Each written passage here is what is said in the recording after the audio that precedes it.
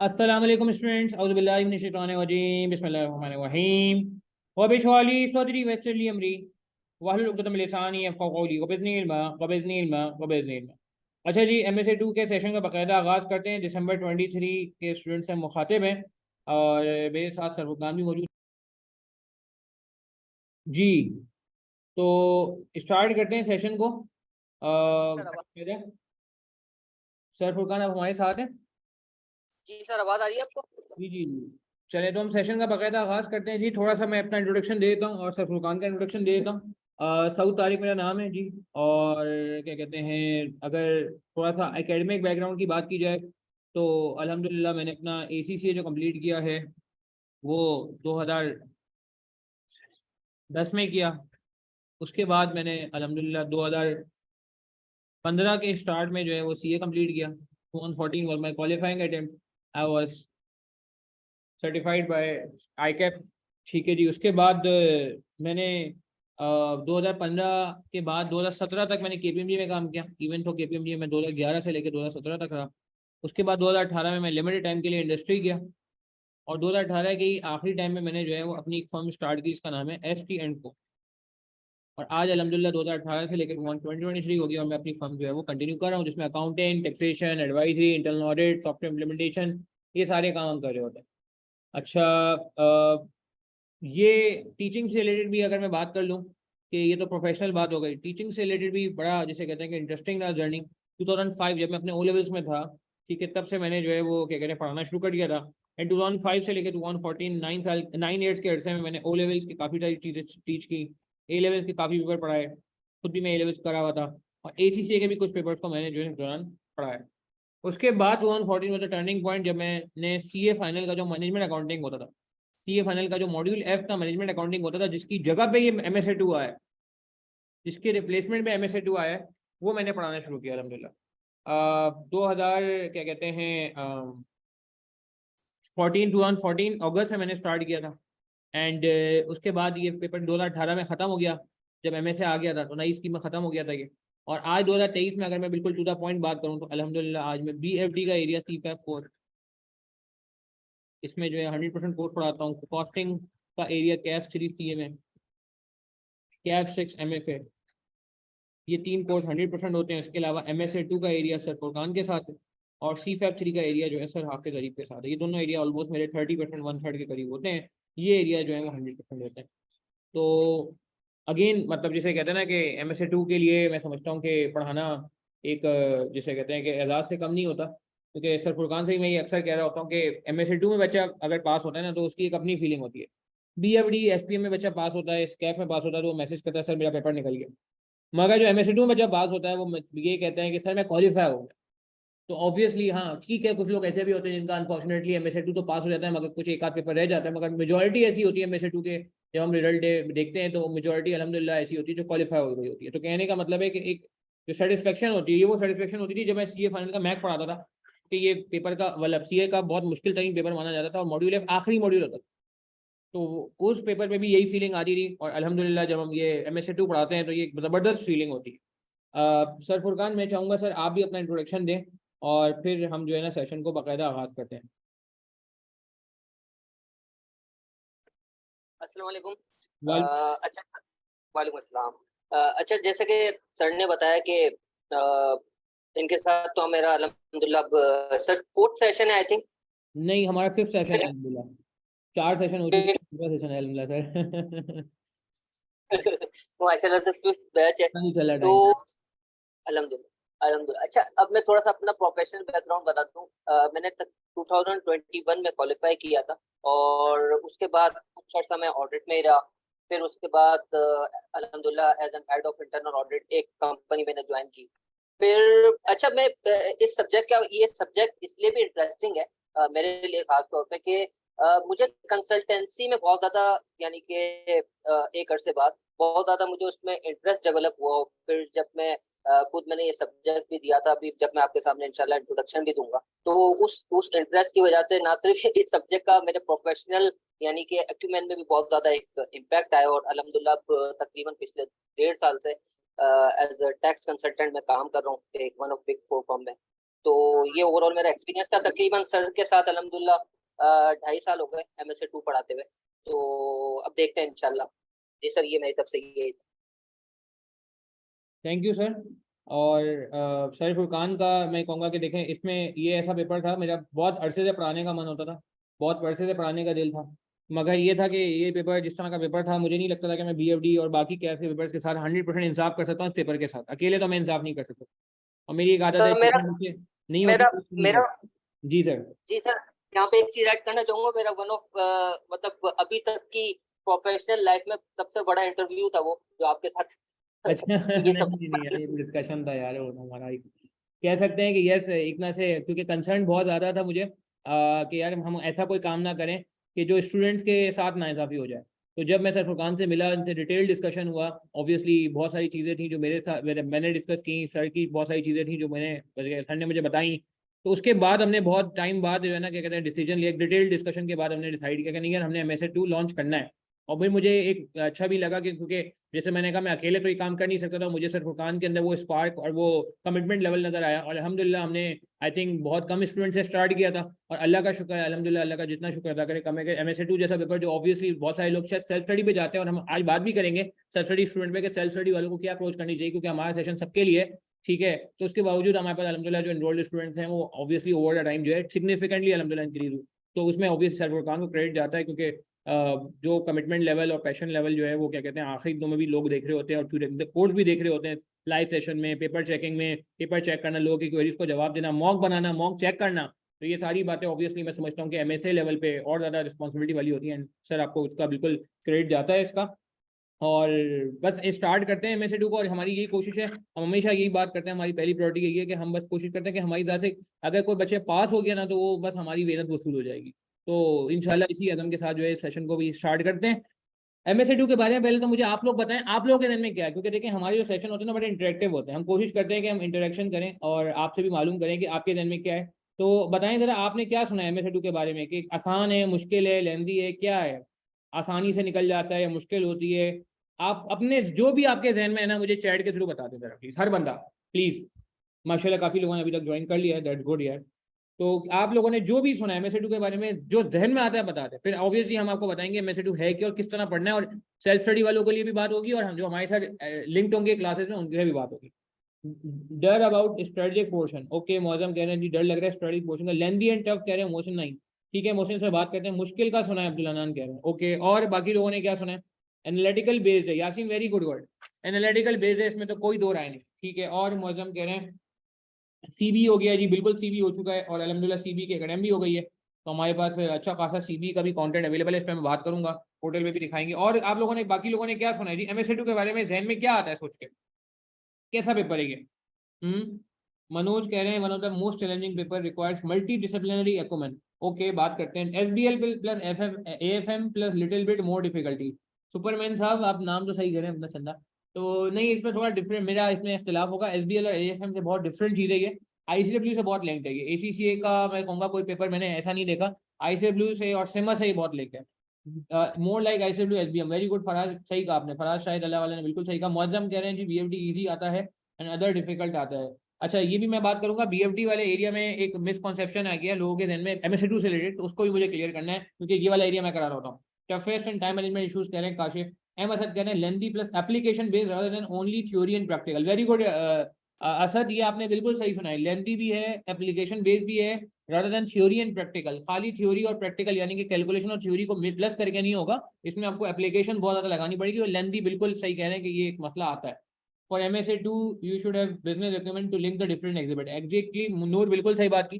Sir Furqan इसमें बड़े effort कर रहे होते हैं, हम लोग बड़ी प्रैक्टिकल एग्जांपल दे रहे होते हैं, ताकि आपका वो एक एक्यूमेन या वो एक सोचने का अंदाज, जिसे हम आसान लफ्जों में कहते हैं जजमेंटल स्किल्स, एनालिटिकल स्किल्स, वो क्रिएट हो। जानते मलिक कह रहे हैं जी as it covers BFD SPM corporate law and tax needs to be approached vigilantly to give weightage to each individual subject to ensure appropriate application।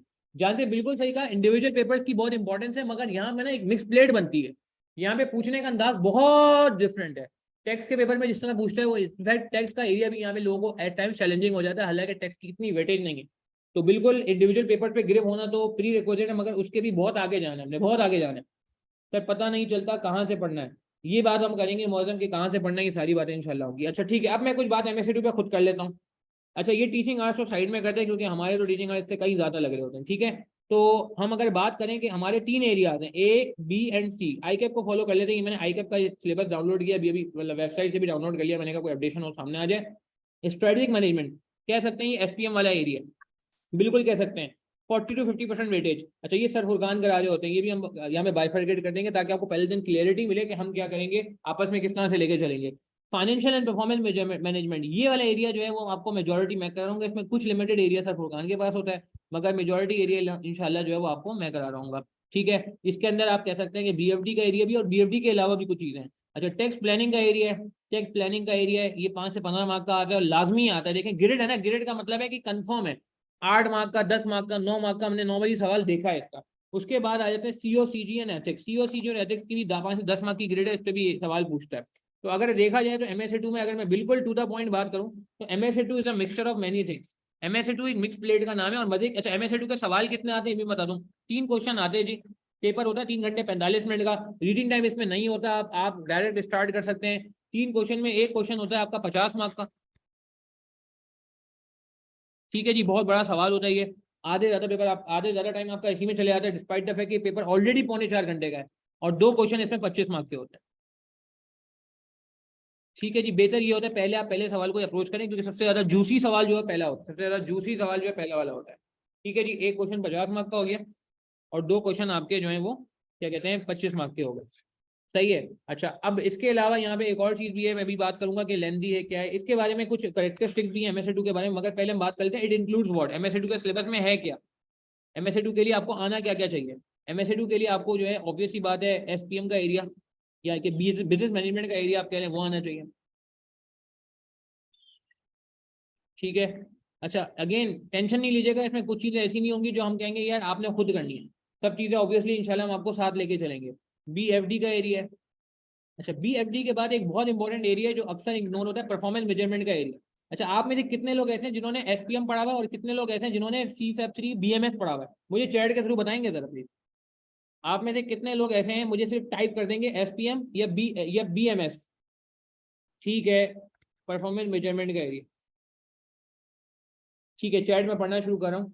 तो चैट में आ रहा है जी, मेरे पास मनोज कह रहे हैं SPM है, सुपरमैन साहब जो है वो कह रहे हैं कि BMS है, अब्दुल हन्नान BMS है, काशिफ BMS, नूर BMS, Shazia SPM, Mohsin BMS, Shajib Malik BMS, Asad SPM, Faraz SPM, Zubair Khan BMS, Maujam BMS, Yasin SPM, Mohammad SPM, Mohammad Waqas BMS। ऐसे मिला जुला रुझान है, ज्यादातर लोगों का। आमना कह रहे हैं SPM है, ठीक है। मोहम्मद वकास BMS कह रहे हैं, मुझे वैसे थोड़े से ज्यादा लोग BMS के नजर आ रहे हैं वैसे, ठीक है। और भी लोग हैं माशाल्लाह जो उन्होंने अभी कमेंट नहीं किया, खैर है चलो कोई बात नहीं।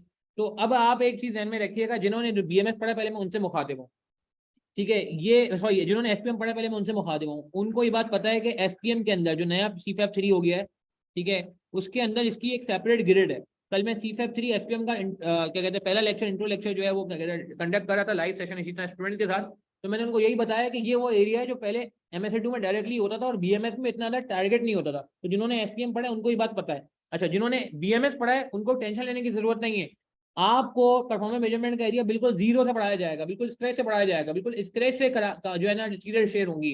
ऐसा नहीं होगा कि एज्यूम किया जाएगा कि किसी को SPM आता है तो परफॉर्मेंस मेजरमेंट उसको आता होगा, या एज्यूम किया जाएगा कि उसको बेसिक तो पता है, नहीं नहीं। हम एज्यूम करेंगे सबने BMS पढ़ा हुआ है, हम एज्यूम करेंगे इवन SPM वाले भी ऐसे हैं जिनको हम जो है वो ये करा रहे होंगे, तो इसमें आपको फायदा हो जाएगा ऑब्वियसली, ठीक है। तो ये एरिया बड़ा इंपॉर्टेंट है। अच्छा मैं मजे की बात बताऊं आपको, मैं BFD और परफॉर्मेंस मेजरमेंट का एरिया पढ़ाता हूँ और यहाँ आपने देखा है कि ये वाली जो ग्रेड है कितने मार्क की है, 35 से 40 मार्क की। आप यकीन करें इसके अंदर BFD कितने मार्क का है पता है आपको, पता है BFD कितने मार्क का है इसके अंदर BFD 35 से 40 के अंदर शायद 10 से 15 मार्क का होगा, मैं लिटरली बता रहा हूँ 10 से 15 मार्क का BFD।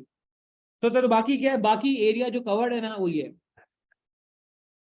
अब स्टूडेंट के ध्यान में ये बैठा होता है कि MSc2 जो है ना वो BFD और BM का मिक्सचर है, बिल्कुल बच्चों वाली, मतलब जो कैफ लेवल के बच्चे होते हैं ना उनके ध्यान में ये बात होती है, CFAP के भी कुछ इनिशियल लेवल। मगर आपको मैं लिटरली बताऊं, आप देखेंगे ना तो आपको लगेगा नहीं यार ऐसा नहीं है। BFD का एरिया मैं सीरियसली बता रहा हूँ, अगर आपकी BFD बहुत स्ट्रॉग है और आपको लगता है आप BFD सिर्फ स्ट्रॉग होने की बेस पे MSc2 निकाल सकते हैं तो एब्सोल्युटली रॉन्ग। ये आपको लगता है खाली SPM स्ट्रॉन्ग होने की बेस पे आप MSc2 निकाल सकते हैं तो नहीं, गड़बड़ हो जाएगी। मैं अप्रोच में ही बात करूंगा। तो कहने का मतलब है ये वो एरिया था जो बड़ा निगलेक्टेड था, और जब मैंने MSc2 पढ़ाना शुरू किया तो मैंने खुद भी नोट किया कि यार ये एरिया तो कहीं है ही नहीं CA में। अच्छा ये एरिया वाकई सीए में इतना ज्यादा हाईलाइटेड नहीं था, अब जाके ये एसपीएम के थ्रू हाईलाइटेड हुआ है, मगर ये पहले नहीं था। बट खैर कटिंग लॉन्ग स्टोरी शॉर्ट, ये एरिया भी मैं आपको करा रहा हूँ, ठीक है जी। ये एरिया ऐसा है जो बीएमएस वाले उन्होंने तो कभी भी नहीं देखा होगा, एसपीएम वाले ने अलबत्ता फिर भी देखा होगा, मगर दोनों लोगों को इक्वल ट्रीट किया जाएगा और एज्यूम किया जाएगा कि बीएमएस लेवल से हम जो है लेके चलें, यानी कि आपको कुछ नहीं पता, परफॉर्मेंस मेजरमेंट का कब नहीं पता, फिर हम आगे बढ़ेंगे। अच्छा उसके अलावा आपके पास यहाँ पे टैक्सेशन का एरिया, इसके अलावा आपके पास COCG का एरिया है, कोड ऑफ कॉर्पोरेट गवर्नेंस का एरिया है, और उसके अलावा आपके पास एथिक्स का एरिया। अच्छा इसमें जो मेरा एरिया मैं हाईलाइट कर देता हूँ, ये 2 एरिया मेरे होंगे, ये मैं एरिया आपको करा रहा हूँ इंशाल्लाह, और बाकी जितने एरियाज हैं आपके पास ये माशाल्लाह हमारे एक्सपर्ट जो हैं सर फुरकान करा रहे होंगे। बिजनेस मैनेजमेंट का एरिया जो कि बहुत ज़्यादा हैवी ग्रेड रखता है, टैक्सेशन और COCG और एथिक्स का एरिया, तो देखा जाए तो इसमें जो है इस तरीके से हमारा जो है कोर्स लेके चलेंगे। अच्छा एक बात मैं और क्लियर कर दूँ, मैं आपको छोटी सी मिसाल दूंगा, छोटी सी मिसाल दूंगा। BFD में सवाल आता है, आपको भी क्लियर हो जाएगा कि MSAT को BFD में क्या फर्क है। BFD में सवाल आता है कैलकुलेट NPV, ये बहुत सारे लोगों में BFD के सवाल में ऑलरेडी देखा है, BFD सबका पास है या सबने BFD दिया हुआ है, इसीलिए हम MSAT की क्लास में बैठे ना आज। तो उसमें आता है कंप्यूट NPV, ठीक है। इसमें क्या होता है MSAT में लिटरली, अभी मैंने सवाल सामने नहीं है, वो सेशन में आपको करा दूंगा भाई। उसमें वो कहता है कि NPV गिवन होती है बड़े बड़े, अच्छा कितने पेजेस का पेपर होता है ये पता है आपको, इसकी लेंथ कितनी होती है, एनी आइडिया, सफ़े कितने होते हैं, पेजेस कितने होते हैं? इसके नंबर ऑफ पेजेस आपको, BFD का भी जैसे 7 पेजेस का पेपर आया, उस एंगल से बात कर रहा हूँ। वेरी गुड अब्दुल नान, सही कह रहे हैं, जाते मलिक बिल्कुल सही कह रहे हैं। 15-16 नहीं मनोज, 10 नहीं भाई, 15-16 अखबार लगता है, अखबार जैसे अखबार होता है ना, चलता रहता है चलता रहता है। तो ये हर सवाल इसका 6 पेजेस का, 5 से 6 पेजेस का होता है, 5 पेजेस 6 पेजेस, 5 पेजेस 6 पेजेस, कहीं नहीं गए कहीं नहीं गए। तो तकरीबन तकरीबन 15 से 16 पेजेस का ये पेपर होता है जी, लेंथी होता है बिल्कुल, अभी मैं इस पर बात भी करूंगा। तो NPV गिवन होगी, आपको पूरी कैलकुलेट करके दे देगा। आपको क्या करना होगा, इवेल्युएट NPV, वो आपसे कहेगा NPV को इवेल्युएट करो। इवेल्युएट का क्या मतलब होता है कि आप NPV तो निकाल के दे दी, NPV तो निकाल के दे दी, अब आपको इवेल्युएट करो ये कितने काम की है, क्या ये सही है भी या नहीं, या किन बातों का हमें ख्याल रखना पड़ेगा इस NPV की इवेल्युएशन को चेक करने के लिए, जैसा कि एस्टिमेट रिलायबल है या नहीं है, जैसा कि इन्फ्लेशन रेट सही लिया नहीं लिया, जैसा कि टाइम पीरियड सही लिया नहीं लिया, जैसा कि डिस्काउंट फैक्टर पे कोई मसला तो नहीं है, कहीं ऐसा तो नहीं कि रिस्क इनकॉर्पोरेट रिस्क चेंज हो रहा है, कहीं ऐसा तो नहीं है कि रिस्क उसने सही इनकॉर्पोरेट नहीं किया। तो NPV की इवैल्यूएशन पे आप प्रैक्टिकल बातें करेंगे, ये वो बातें करेंगे कि अब आप समझे इस पे जो है ना सर फुरकान आपको ये बताएंगे कि दुनिया में पेपर क्यों आया। तो एक वजह आपको सर ये भी बताएंगे कि यार दुनिया में ये नहीं होता कि आपको जो है ना सिर्फ कैलकुलेशन की बेस पे आप मैनेजमेंट के सामने रख दो, आपको उस कैलकुलेशन को जस्टिफाई करना पड़ता है। और आप जब डिसीजन मेकिंग अथॉरिटी पे जाते हो तो आपके पास ये कैलकुलेशन बनी हुई आती है, आपका जूनियर आपको ये कैलकुलेशन बना के देगा, अब आपके ऊपर आप उस कैलकुलेशन से क्या निकालते हो, ठीक है। तो my point is cutting long story short के एक बार ये जो है ना क्या कहते हैं बिल्कुल एक अखबार की तरह नहीं, बाकायदा अखबार के एक्सट्रैक्ट भी होते हैं पेपर में, ये बात भी बिल्कुल सही बोली सरफुर खान ने, वेरी नाइस पॉइंट, सरफुर खान ने बिल्कुल सही बात बोली कि सिर्फ सिर्फ अखबार ही नहीं होता, अखबार के जो है ना ऐसा लगता है अखबार के एक्सट्रैक्ट भी मौजूद है, वेरी नाइस, बिल्कुल सही कहा आपने कि उसकी कटिंग भी निकाल के दे देता है वो कभी कभार के सिनेरियो बनाने के लिए। तो इतना बड़ा सिनेरियो होता है, आप ये समझ लें। तो ये सिनेरियो बेस्ड पेपर है, इन इवेल्युएट NPV आपको डेटा से कनेक्ट करना पड़ेगा कि इस बिजनेस के ये रिस्क है। अच्छा मजे की बात है इसका मेजोरिटी आंसर आपका वहीं मौजूद होता है, कहाँ पे, ये आपका अल्लाह भला करे सिनेरियो में। तो जिस बंदे की सिनेरियो राइटिंग सिनेरियो स्किल्स अच्छे हैं, जिस बंदे का रीडिंग अच्छा है, जिस बंदे का पिकिंग लेवल अच्छा है, वो उसको इतनी ज्यादा प्रॉब्लम नहीं होती है। बाकी कोई टेंशन की बात नहीं है, अगर आपका ये लेवल नहीं भी है तो वो हम ऑब्वियसली इतने सारे सेशन में ये सारी बातें यही हो रही होती हैं कि हम जो है यही स्किल क्रिएट करने की कोशिश कर रहे होते हैं। तो MSA2 को अगर मैं लेट से थोड़ा सा जिसे कहते हैं ना कि MSA2 की कैरेक्टरिस्टिक लिखूं, तो सबसे पहली कैरेक्टरिस्टिक इसकी ये कि ये सिनेरियो बेस्ड पेपर, और ये हल्का फुल्का सिनेरियो नहीं है। अच्छा कितने लोगों ने इस बार SPM दिया है, कोई है में से जिसने अभी रिसेंटली SPM दिया, अभी अभी जून 23 में? ऐसे ही मतलब मुझे एक चीज पूछनी है इस वजह से कह रहा हूँ। ठीक है मोहम्मद ने दिया, और कोई है? यासीन ने दिया, ठीक है। और तो आपको SPM का पेपर इस बार कैसा लगा? क्या आपको सिनेरियो बेस्ड पेपर लगा, या आपको लगा कि नहीं यार ठीक है मिक्स था?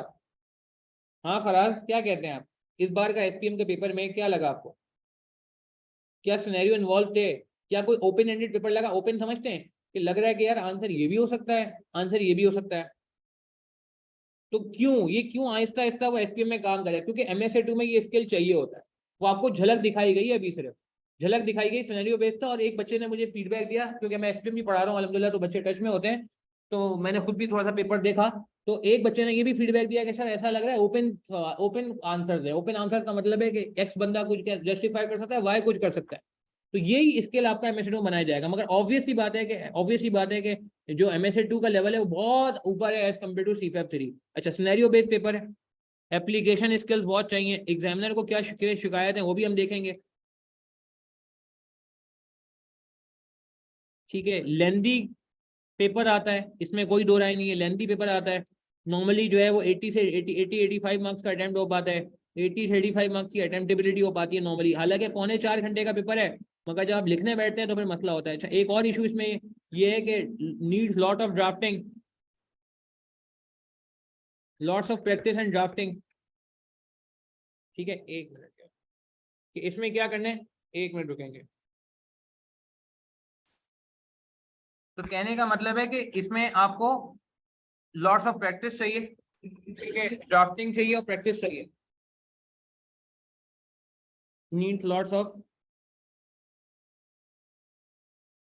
Practice and drafting. और एक और चीज बड़ी इंपॉर्टेंट है, कि आपकी ना रीडिंग स्किल्स बहुत अच्छे होने चाहिए। कुछ जार्गन होते हैं, इस पे सर फुरकान बात करेंगे, वो आपको बिल्ड करने आने चाहिए, वो आपको पिक करने आने चाहिए पहले, और फिर उसको बिल्ड करना आना चाहिए। तो ये एमएसए 2 की कैरेक्टरिस्टिक है। प्लीज ध्यान में रखिएगा, ये बीएफडी और बीएम का मिक्सचर नहीं है। अगर आप ये समझते हैं बीएफडी और बीएम का मिक्सचर है, नो, मैंने आपको बताया बीएफडी में कैलकुलेट करने को आता है एनपीवी यहाँ पे। अच्छा, मैं एक और बात बताऊं आपको, आपको शायद हैरानी होगी। आपको क्या लगता है एमएसए 2 के पेपर में कैलकुलेशन कितने मार्क्स की आती है? प्लीज जल्दी से बताएं, फीडबैक दें, चैट के थ्रू बताएं, आप लोगों को क्या लगता है कैलकुलेशन कितने मार्क्स की आती है आउट ऑफ 100 एमएसए 2 में? बेस्ड ऑन के इसके अंदर बीएफडी भी है, इसके अंदर बीएम भी है, इसके अंदर जो है परफॉर्मेंस मेजरमेंट भी है, कितने मार्क्स की कैलकुलेशन आती है? काशिफ कह रहे हैं 20 से 25, मौजम कह रहे हैं 20, मनोज कह रहे हैं हार्डली 5, नूर कह रहे हैं मैक्सिमम 20, यासीन कह रहे हैं 20-25, मोहसिन नदीम कह रहे हैं 20, असद कह रहे हैं 20 से 25, जहाजे मलिक कह रहे हैं 15 से 20, सुपरमैन साहब 30 कह रहे हैं। सुपरमैन साहब सही अपना नाम बता दें। अच्छा, मैं आपको बताऊं सीरियसली यार, 15 मार्क्स की आ रही है आजकल। 15 बहुत, कोई खींचातानी कर ली 20, और कुछ ऐसे पेपर है जैसे 15 मार्क्स से भी कम की आई है। बिल्कुल 10 से 15 भी कह सकते हैं जुबैर अख्तर। तो यार अब आप मुझे बताओ कि बीएफडी का एरिया, हालांकि ग्रेड कितनी बड़ी है बीएफडी की।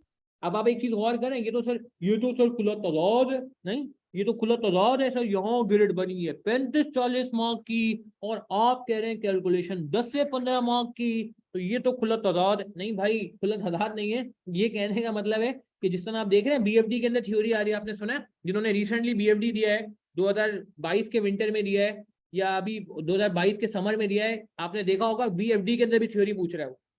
क्यों पूछ रहा है? क्योंकि देखे ना आगे जाके क्या हो रहा है, एमएसए लेवल पे क्या हो रहा है कि ग्रेड 35-40 मार्क की, और ये ग्रेड फॉलो होती है, ऐसी बात नहीं है। मगर 35-40 मार्क में वो सिर्फ कितनी थ्योरी पूछ रहा है, हाफ भी थ्योरी नहीं पूछ रहा। ओ सॉरी, कैलकुलेशन पूछ रहा है, 10 से 15 मार्क की कैलकुलेशन पूछ रहा है, सॉरी। तो कहने का मतलब है कि भाई हमें ना अलर्ट रहना पड़ेगा, हर चीज के लिए अलर्ट रहना पड़ेगा। और आप ये भी देख लें कि includes very low working, very low working. बहुत सारे लोग हमारे स्टूडेंट जो हैं वो ये करते हैं, पेपर में खुश होते हैं बड़ी बड़ी कैलकुलेशन करके। यार आपको मैं बताऊं, लिटरली कैलकुलेशन के अब कोई मार्क्स रहे ही नहीं। जैसे मैं आपको छोटी सी मिसाल देता हूँ, आप परफॉर्मेंस मेजरमेंट करते हैं, बचपन से सुनते आ रहे हैं, परफॉर्मेंस मेजरमेंट के लिए रेशो निकालते हैं आप। कौन कौन से रेशो निकालते हैं, कोई नाम है देन में? Net profit margin, gross profit margin, return on capital employed, current ratio, quick ratio, ठीक है ना, debtor turnover, creditor turnover, inventory turnover. अब मैं आपको मजे क्यों बताऊं, मुझे भी बड़ा शौक था, बड़ी बड़ी वर्किंग दिखा के मैं रेशियो कैलकुलेट कर रहा हूँ। और क्या होता है अक्सर जब भी इस तरह का सवाल आता है, आपका मेजोरिटी टाइम चले जाता है कैलकुलेशन में, और फिर आप जब लिखने बैठते हो तो आप उल्टा सीधा टेढ़ा मेढ़ा, ठीक ना, आप लिख के आगे बढ़ जाते हो। और मैं आपको मजे की बात बताऊं, इस तरह के पेपर में, एमएसए 2 लेवल के पेपर में कैलकुलेशन के ज्यादा मार्क्स होते ही नहीं है। मगर चूंकि हमें दिल को अच्छा लगता है ना कैलकुलेशन करना, हमारे दिल को सुकून मिलता है रेशियो की वर्किंग दिखा के, और दिखानी भी चाहिए। बीएफडी में तो मैं खुद कहता हूँ कि वर्किंग दिखाओ, मगर यहाँ पे कोई फायदा नहीं। एग्जामिनर का सोल्यूशन देखेंगे, वो सिर्फ डायरेक्ट रेशियो कैलकुलेट करके कमेंट ही करता रहेगा। इसका मतलब ये हुआ कि मैं आपको यह एक प्लस पॉइंट दे रहा हूँ, एक गिव अवे ले जाए मुझसे आज स्ट्रेट, चाहे आप हमसे पढ़ते हैं नहीं पढ़ते, सेल्फ स्टडी करते हैं, दोस्त को बताएं। एक गिव अवे स्ट्रेट फॉरवर्ड ये है कि जब भी कोई इस तरह का सवाल आएगा, जैसे रेशियो का सवाल हो गया या कैलकुलेशन बेस्ड सवाल हो गया, तो आपने वर्किंग पे ज्यादा फोकस नहीं करना है, थ्योरी पे ज्यादा फोकस करना है। एग्जामिनर भी यही कर रहा है सोल्यूशन में, और मार्क्स भी इस चीज के हैं। ये पेपर में आपको बताऊं, अगर ईमानदारी की बात बताऊं मैं आपको, कि इसमें वर्किंग बहुत कम है, इसमें प्रैक्टिकल पोर्शन बहुत कम है। ये पेपर जो है ना, मैं समझता हूँ थियोरेटिकल पेपर ही है। वो कहते हैं ना थ्योरी के अंदर थोड़ा बहुत नमक के बराबर जो है कैलकुलेशन आ गई, ये वो चीज है। आप ये नहीं समझे कि 50-50 है, आप ये नहीं समझे 30-70 है, आप इनफैक्ट ये भी नहीं समझे 20-80, आप समझे 10-90 है। 10-90 के 10 से ऊपर की मार्क की कैलकुलेशन आ गई तो गनीमत है, किस्मत हो गई आपकी। मगर आप ध्यान में रख लें 10 मार्क्स से ऊपर की जो है 10-15 मार्क्स से ऊपर की वर्किंग नहीं आने की है यार। ठीक है जी, बात समझ आ रही है। अच्छा एक और बात बड़ी इंपॉर्टेंट है इस पेपर के साथ ना, मुझे एक शिकवा है। मैं बीएफडी का टीचर भी हूँ अल्हम्दुलिल्लाह, बीएफडी में मुझे ये शिकवा नहीं होता, बीएफडी में कुछ और शिकवे हैं मेरे पास।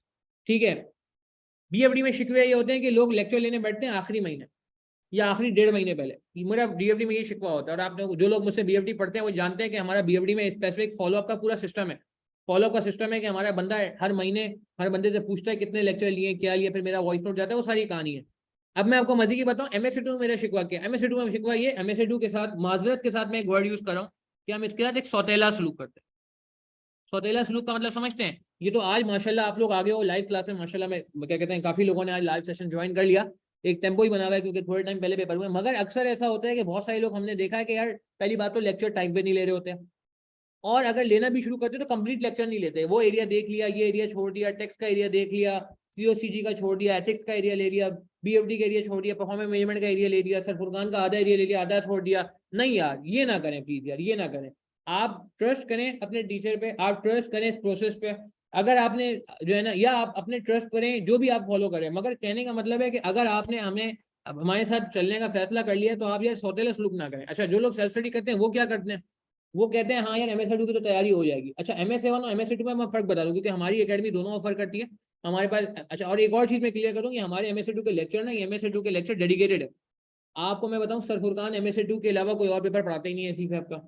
ठीक है, इंशाल्लाह आगे जाके उम्मीद है कि कुछ पेपर पढ़ाएंगे इंशाल्लाह, हम उस पर डिस्कशन कर रहे होते हैं। मगर पॉइंट ये है कि वो सीफैप 3 नहीं पढ़ाते, सीफैप 3 की हमारी अलग फैकल्टी है। अच्छा मैं सीफैप 3 पढ़ाता हूँ, मगर मैं सीफैप 3 का जो एरिया है, जो एमएसए2 पढ़ाता हूँ वो एक डिफरेंट है। सीफैप 3 के मेरे लेक्चर अलग है। मतलब आप ये नहीं समझिएगा कि हम एमएसए2 में बीएफडी और सीफैप 3 के लेक्चर को बस कट पेस्ट करके डाल देंगे, नहीं ऐसा नहीं। अभी मैं आपको पोर्टल दिखाऊंगा तो आपको नजर आएगा कि बीएफडी और एसपीएम पीएफसी के लेक्चर्स नहीं है, ये डेडिकेटेड एमएसए2 की क्लासेस है। डेडिकेटेड का मतलब है कि डेडिकेटेड एमएसए2 के लिए रिकॉर्ड की गई है, रिकॉर्डिंग है और लाइव क्लासेस हैं, और हमारी रिकॉर्डिंग भी होती है तो लाइव की रिकॉर्डिंग होती है। तो डेडिकेटेड एमएसए2 लेक्चर्स हैं, ये नहीं है कि हमने जो है ना क्या कहते हैं दूसरे कोर्सेज के जो है लेक्चर्स को यहाँ पे डाल दिया, नहीं। क्योंकि मैंने आपको बताया ना सर फुरकान तो पीछे है ही, चलो मैं सर फुरकान तो सीफैप 3 में है ही नहीं। ठीक है, अच्छा मैं सीफैप 3 में हूँ तो आप वाउच कर सकते हैं कि मैं जो एरिया करा रहा होता हूँ सीफैप 3 में वो सारा सर फुरकान करा रहे हैं यहाँ पे। तो ये एक अच्छी अपॉर्चुनिटी है उन लोगों के लिए जो एमएसए2 वाकई पढ़ना चाहते हैं। ठीक है ना, जो वाकई एमएसए2 पढ़ना चाहते हैं, एमएसए2 का इंसाफ करना चाहते हैं। मतलब अक्सर मैंने देखा है कि ऐसा होता है कि स्टूडेंट ये कहता है कि बस बीएफडी बीएम पढ़ लिया, आखिरी महीने हम तुक्के लगाएंगे हो जाएगा काम। एमएसए1 में शायद ये अप्रोच कुछ हद तक शायद वो इवन तो एमएसए1 में भी इतनी रिकमेंडेड नहीं है, मगर वहाँ पासिंग परसेंटेज अच्छा है तो वहाँ शायद किसी के लिए ये अप्रोच चल जाए। मगर अगर आप एमएसए1 वाली अप्रोच को रेप्लीकेट करने की कोशिश करें, रिपीट करने की कोशिश करें, तो मैं कहूँगा यार it is not wise decision, आप फंस जाओगे, खुदा ना खास्ता, मैं नहीं चाहता आप फंसो। ठीक है, अच्छा एक चीज हम और दिखा देते हैं यार ये बात। अच्छा आपका कोई सवाल है यहाँ पे, उन्होंने मुझे पूछे एमएसए2 से रिलेटेड? हमने बात कर ली कि इसकी कैरेक्टरिस्टिक्स क्या है, हमने बात कर ली कि इसके अंदर इंग्रेडिएंट्स क्या क्या है। ठीक है, हमने ये बात कर ली कि पेपर लेंदी आता है, हमने ये बात कर ली कि हमारी बुक भी सेपरेट है अल्हम्दुलिल्लाह, बुक पे भी सर फुरकान बड़ा काम कर रहे हैं आजकल। हमारी इंशाल्लाह जल्द बुक भी आ जाएगी, अपडेटेड वर्जन। अब वैसे एक वर्जन आ चुका है जो बुक पेपर में भी लोग ले जाते हैं हमारी बुक अल्हम्दुलिल्लाह, और जो इसका नया वर्जन है वो इंशाल्लाह जो है अपडेटेड वर्जन है वो इंशाल्लाह जल्द हम एक्सपेक्ट करें जुलाई में आएगा। अच्छा सीबी के लिए क्या करेंगे, बिल्कुल हमारी लाइव क्लासेस होती है, मौजूद मिक्स होता है लाइव प्लस रिकॉर्डेड का। सर फुरकान की हफ्ते में 2 क्लासेस लाइव होती हैं, बाकी उसके अलावा हम 3 से 4 रिकॉर्डेड लेक्चर प्रोवाइड कर रहे होते हैं। और स्टडी मटेरियल हमारा क्या होता है, स्टडी मटेरियल का तरीका कार्य, चले मैं अप्रोच ही बता देता हूँ, फिर सर फुरकान को मैं हैंडओवर करता हूँ पोर्टल दिखा के। सर फुरकान ने आपके लिए बहुत सारा कंटेंट रखा हुआ है आज के सेशन में, तो वो जरूर हम इतने जो है ना हमने देखना है। देखें जी हमारी अप्रोच क्या होती है। सबसे पहली अप्रोच ये है कि हम रिविजन करेंगे, हम रिविजन करेंगे अपनी बीएम बिजनेस मैनेजमेंट का, ठीक है, और बीएफडी का। अच्छा उसके बाद सेकंड नंबर पे हम क्या करेंगे, जब ये रिवीजन हो जाएगा, जब ये रिवीजन हो जाएगा तो सेकंड नंबर पे हम क्या करेंगे, सेकंड नंबर पे हम ये करेंगे कि आईसीडब्ल्यू का एक होता है वर्कबुक, आईपीसीडब्ल्यू का पेपर है एसबीएम, तो उसकी होती है एक वर्कबुक जिसके अंदर होते हैं सेल्फ टेस्ट क्वेश्चन, जिसमें होती है इलस्ट्रेशंस, जिसमें होते हैं छोटे छोटे कॉन्सेप्ट्स। तो हम उनको कर रहे होंगे, ये आपको सर फुरकान करा रहे होंगे, सीक्वेंस भी दिखाऊंगा मैं आपको। ठीक है, अगर खुदा ना खासा किसी का बीएफडी या एसपीएम रुक जाता है कोई मसला नहीं है, मैंने उसमें भी लिखवा दिया था एडमिन के मैसेज में या खुदा ना खास्ता किसी का होता है तो वो हमारे यहाँ फ्रीज का ऑप्शन होता है, without any cost, without any extra charges आप फ्रीज कर सकते हैं। इनफैक्ट रिफंड का भी ऑप्शन होता है, उसमें थोड़ी बहुत डिडक्शन होती है, मगर वो आप टेंशन ना लें। आप MSc2 का अगर आपका टाइम है तो MSc2 शुरू कर दें, भले सेल्फ स्टडी कर लें, अगर क्लासेस देनी है तो भी कोई इशू नहीं है, मैंने आपको बता दिया फ्रीज वगैरह का ऑप्शन होगा। अच्छा मेरा नंबर भी नोट कर लें वैसे साइड में, किसी की और भी कोई क्वेरी हो ना वैसे मुझसे मैसेज करके पूछ सकते हैं कि मेरा नंबर आप नोट कर लें, एक ही नंबर जो है मेरा, ठीक है जी, ये मेरा अपना नंबर है। और अगर आपको सर फुरकान से रिलेटेड कोई क्वेरी होगी तो मैं सर फुरकान का नंबर भी जो है ना आपको शेयर कर दूंगा इंशाल्लाह, ठीक है जी। 211-2963-0321 जो है वो शुरू में आ रहा है। अच्छा तो मैं ये कह रहा था कि आप ये करेंगे, उसके बाद एक ICW का होता है क्वेश्चन बैंक, बड़ा जबरदस्त। इसमें होते हैं क्वालिटी सवाल, कुछ सवाल पुराने वक्तों में ICAP में भी कॉपी हुए हैं इधर से, पुराने वक्तों में, रिसेंट नहीं, पुराने वक्तों में। और फिर उसके बाद आखिर में आप जाएं, हमारा जो असल, हमारा जो किबला है MSc2 से रिलेटेड ICAP पास है, ICAP के पास है। तो ये एक बहुत अच्छी एक अप्रोच बन जाती है। ACCA को हम इस पर फॉलो नहीं करते नॉर्मली, क्योंकि ACCA का जो है, मैंने खुद भी ACCA किया है तो मुझे ऐसा कोई पेपर नजर नहीं आता, ठीक है। ICAP पास पेपर जो है वो हमारे क्या कहते हैं आखिर में हो रहे होंगे, तो ये अप्रोच है आप, मगर पहले आप रिवाइज करें BM को, जार्गन्स को ध्यान में रखें, सर फुरकान से डेडिकेटेड सेशन लेते हैं, BFD के रजिस्टर को रिवाइज करें। BFD के लिए मैंने जो है, या तो आप क्या कहते हैं पोर्टल पे जो BFD का एरिया होगा वो देख लेंगे, या फिर आप जो है क्या कहते हैं अपना BFD का रजिस्टर रिवाइज कर लेंगे। फिर उसके बाद हम ये करा रहे होंगे, अच्छा हमारा जो कंटेंट होता है वो इसी पे बेस होता है, जो आपको मेरे और सरफुरकान का कंटेंट मिलेगा वो इन्हीं चीज़ों पर बेस है, ICW और ICAP, ICW और ICAP, ICW और ICAP, और ये रिवीजन हमारे लेक्चर्स के थ्रू हो जाएगा, ठीक है जी।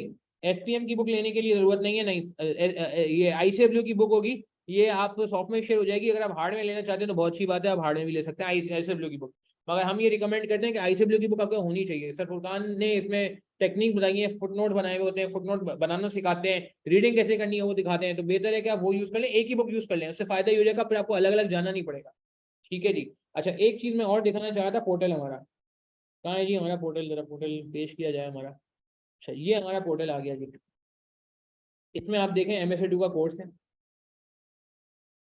ठीक है जी, कहाँ गया जी MSc2 दिसंबर 23 फुल कोर्स। अच्छा जी नाम आ गया, सर फुरकान पढ़ाते हैं और मैं पढ़ाता हूँ, ठीक है जी। उसके बाद हमारे पास यहाँ पे आ गया जी इंट्रोडक्शन सेक्शन है, फिर ये देखें, अच्छा आप देखें एक हमने बिल्कुल इसको ऑर्गेनाइज रखा हुआ है, सीक्वेंस वाइज ऑर्गेनाइज रखा हुआ है। एस्टेब्लिशिंग फंडामेंटल ऑफ MSc2, पहले हमने इंट्रो सेशन रखा, ठीक है, हर अटेम्प्ट में एक इंट्रो सेशन किया जाता है। फिर उसके बाद फंडामेंटल ऑफ MSc2 के बेसिक्स क्या है, बुनियादी बातें क्या है, ये 2 घंटे का एक बहुत डिटेल सर ने एक सेशन कंडक्ट किया था सर फुरकान ने, ये वो है। फिर उसके बाद स्ट्रेटेजिक चैप्टर 1 स्ट्रेटेजिक एनालिसिस, फिर उसके बाद मेरा एरिया आ गया। अच्छा मेरे अपने एरिया को देखें 3 हिस्सों में डिवाइड किया हुआ है, performance measurement and BFD area 1 of 3 by south Tariq. फिर सेकंड एरिया एक और आ गया जी, performance BFD performance measurement part 2 by south Tariq. Part 3, part 1 में आप देखें लेक्चर्स हैं कुछ, ये अभी ओपन भी है डेमो के तौर पे, आप लेना चाहें तो अभी से भी प्रीव्यू पे क्लिक करेंगे, चलना शुरू हो जाएगा। आप देखें इसमें जो है वो परफॉर्मेंस मेजरमेंट का एरिया बात हो रही है, पहले बैकग्राउंड में बात हो रही है, परफॉर्मेंस मेजरमेंट क्या होता है पहले उस पर बात हो रही है, फिर उसके बाद परफॉर्मेंस मेजरमेंट पे बात हो रही है, ठीक है। उसके बाद फिर ये देखें परफॉर्मेंस मेजरमेंट MSc2 से कराया गया, सही है।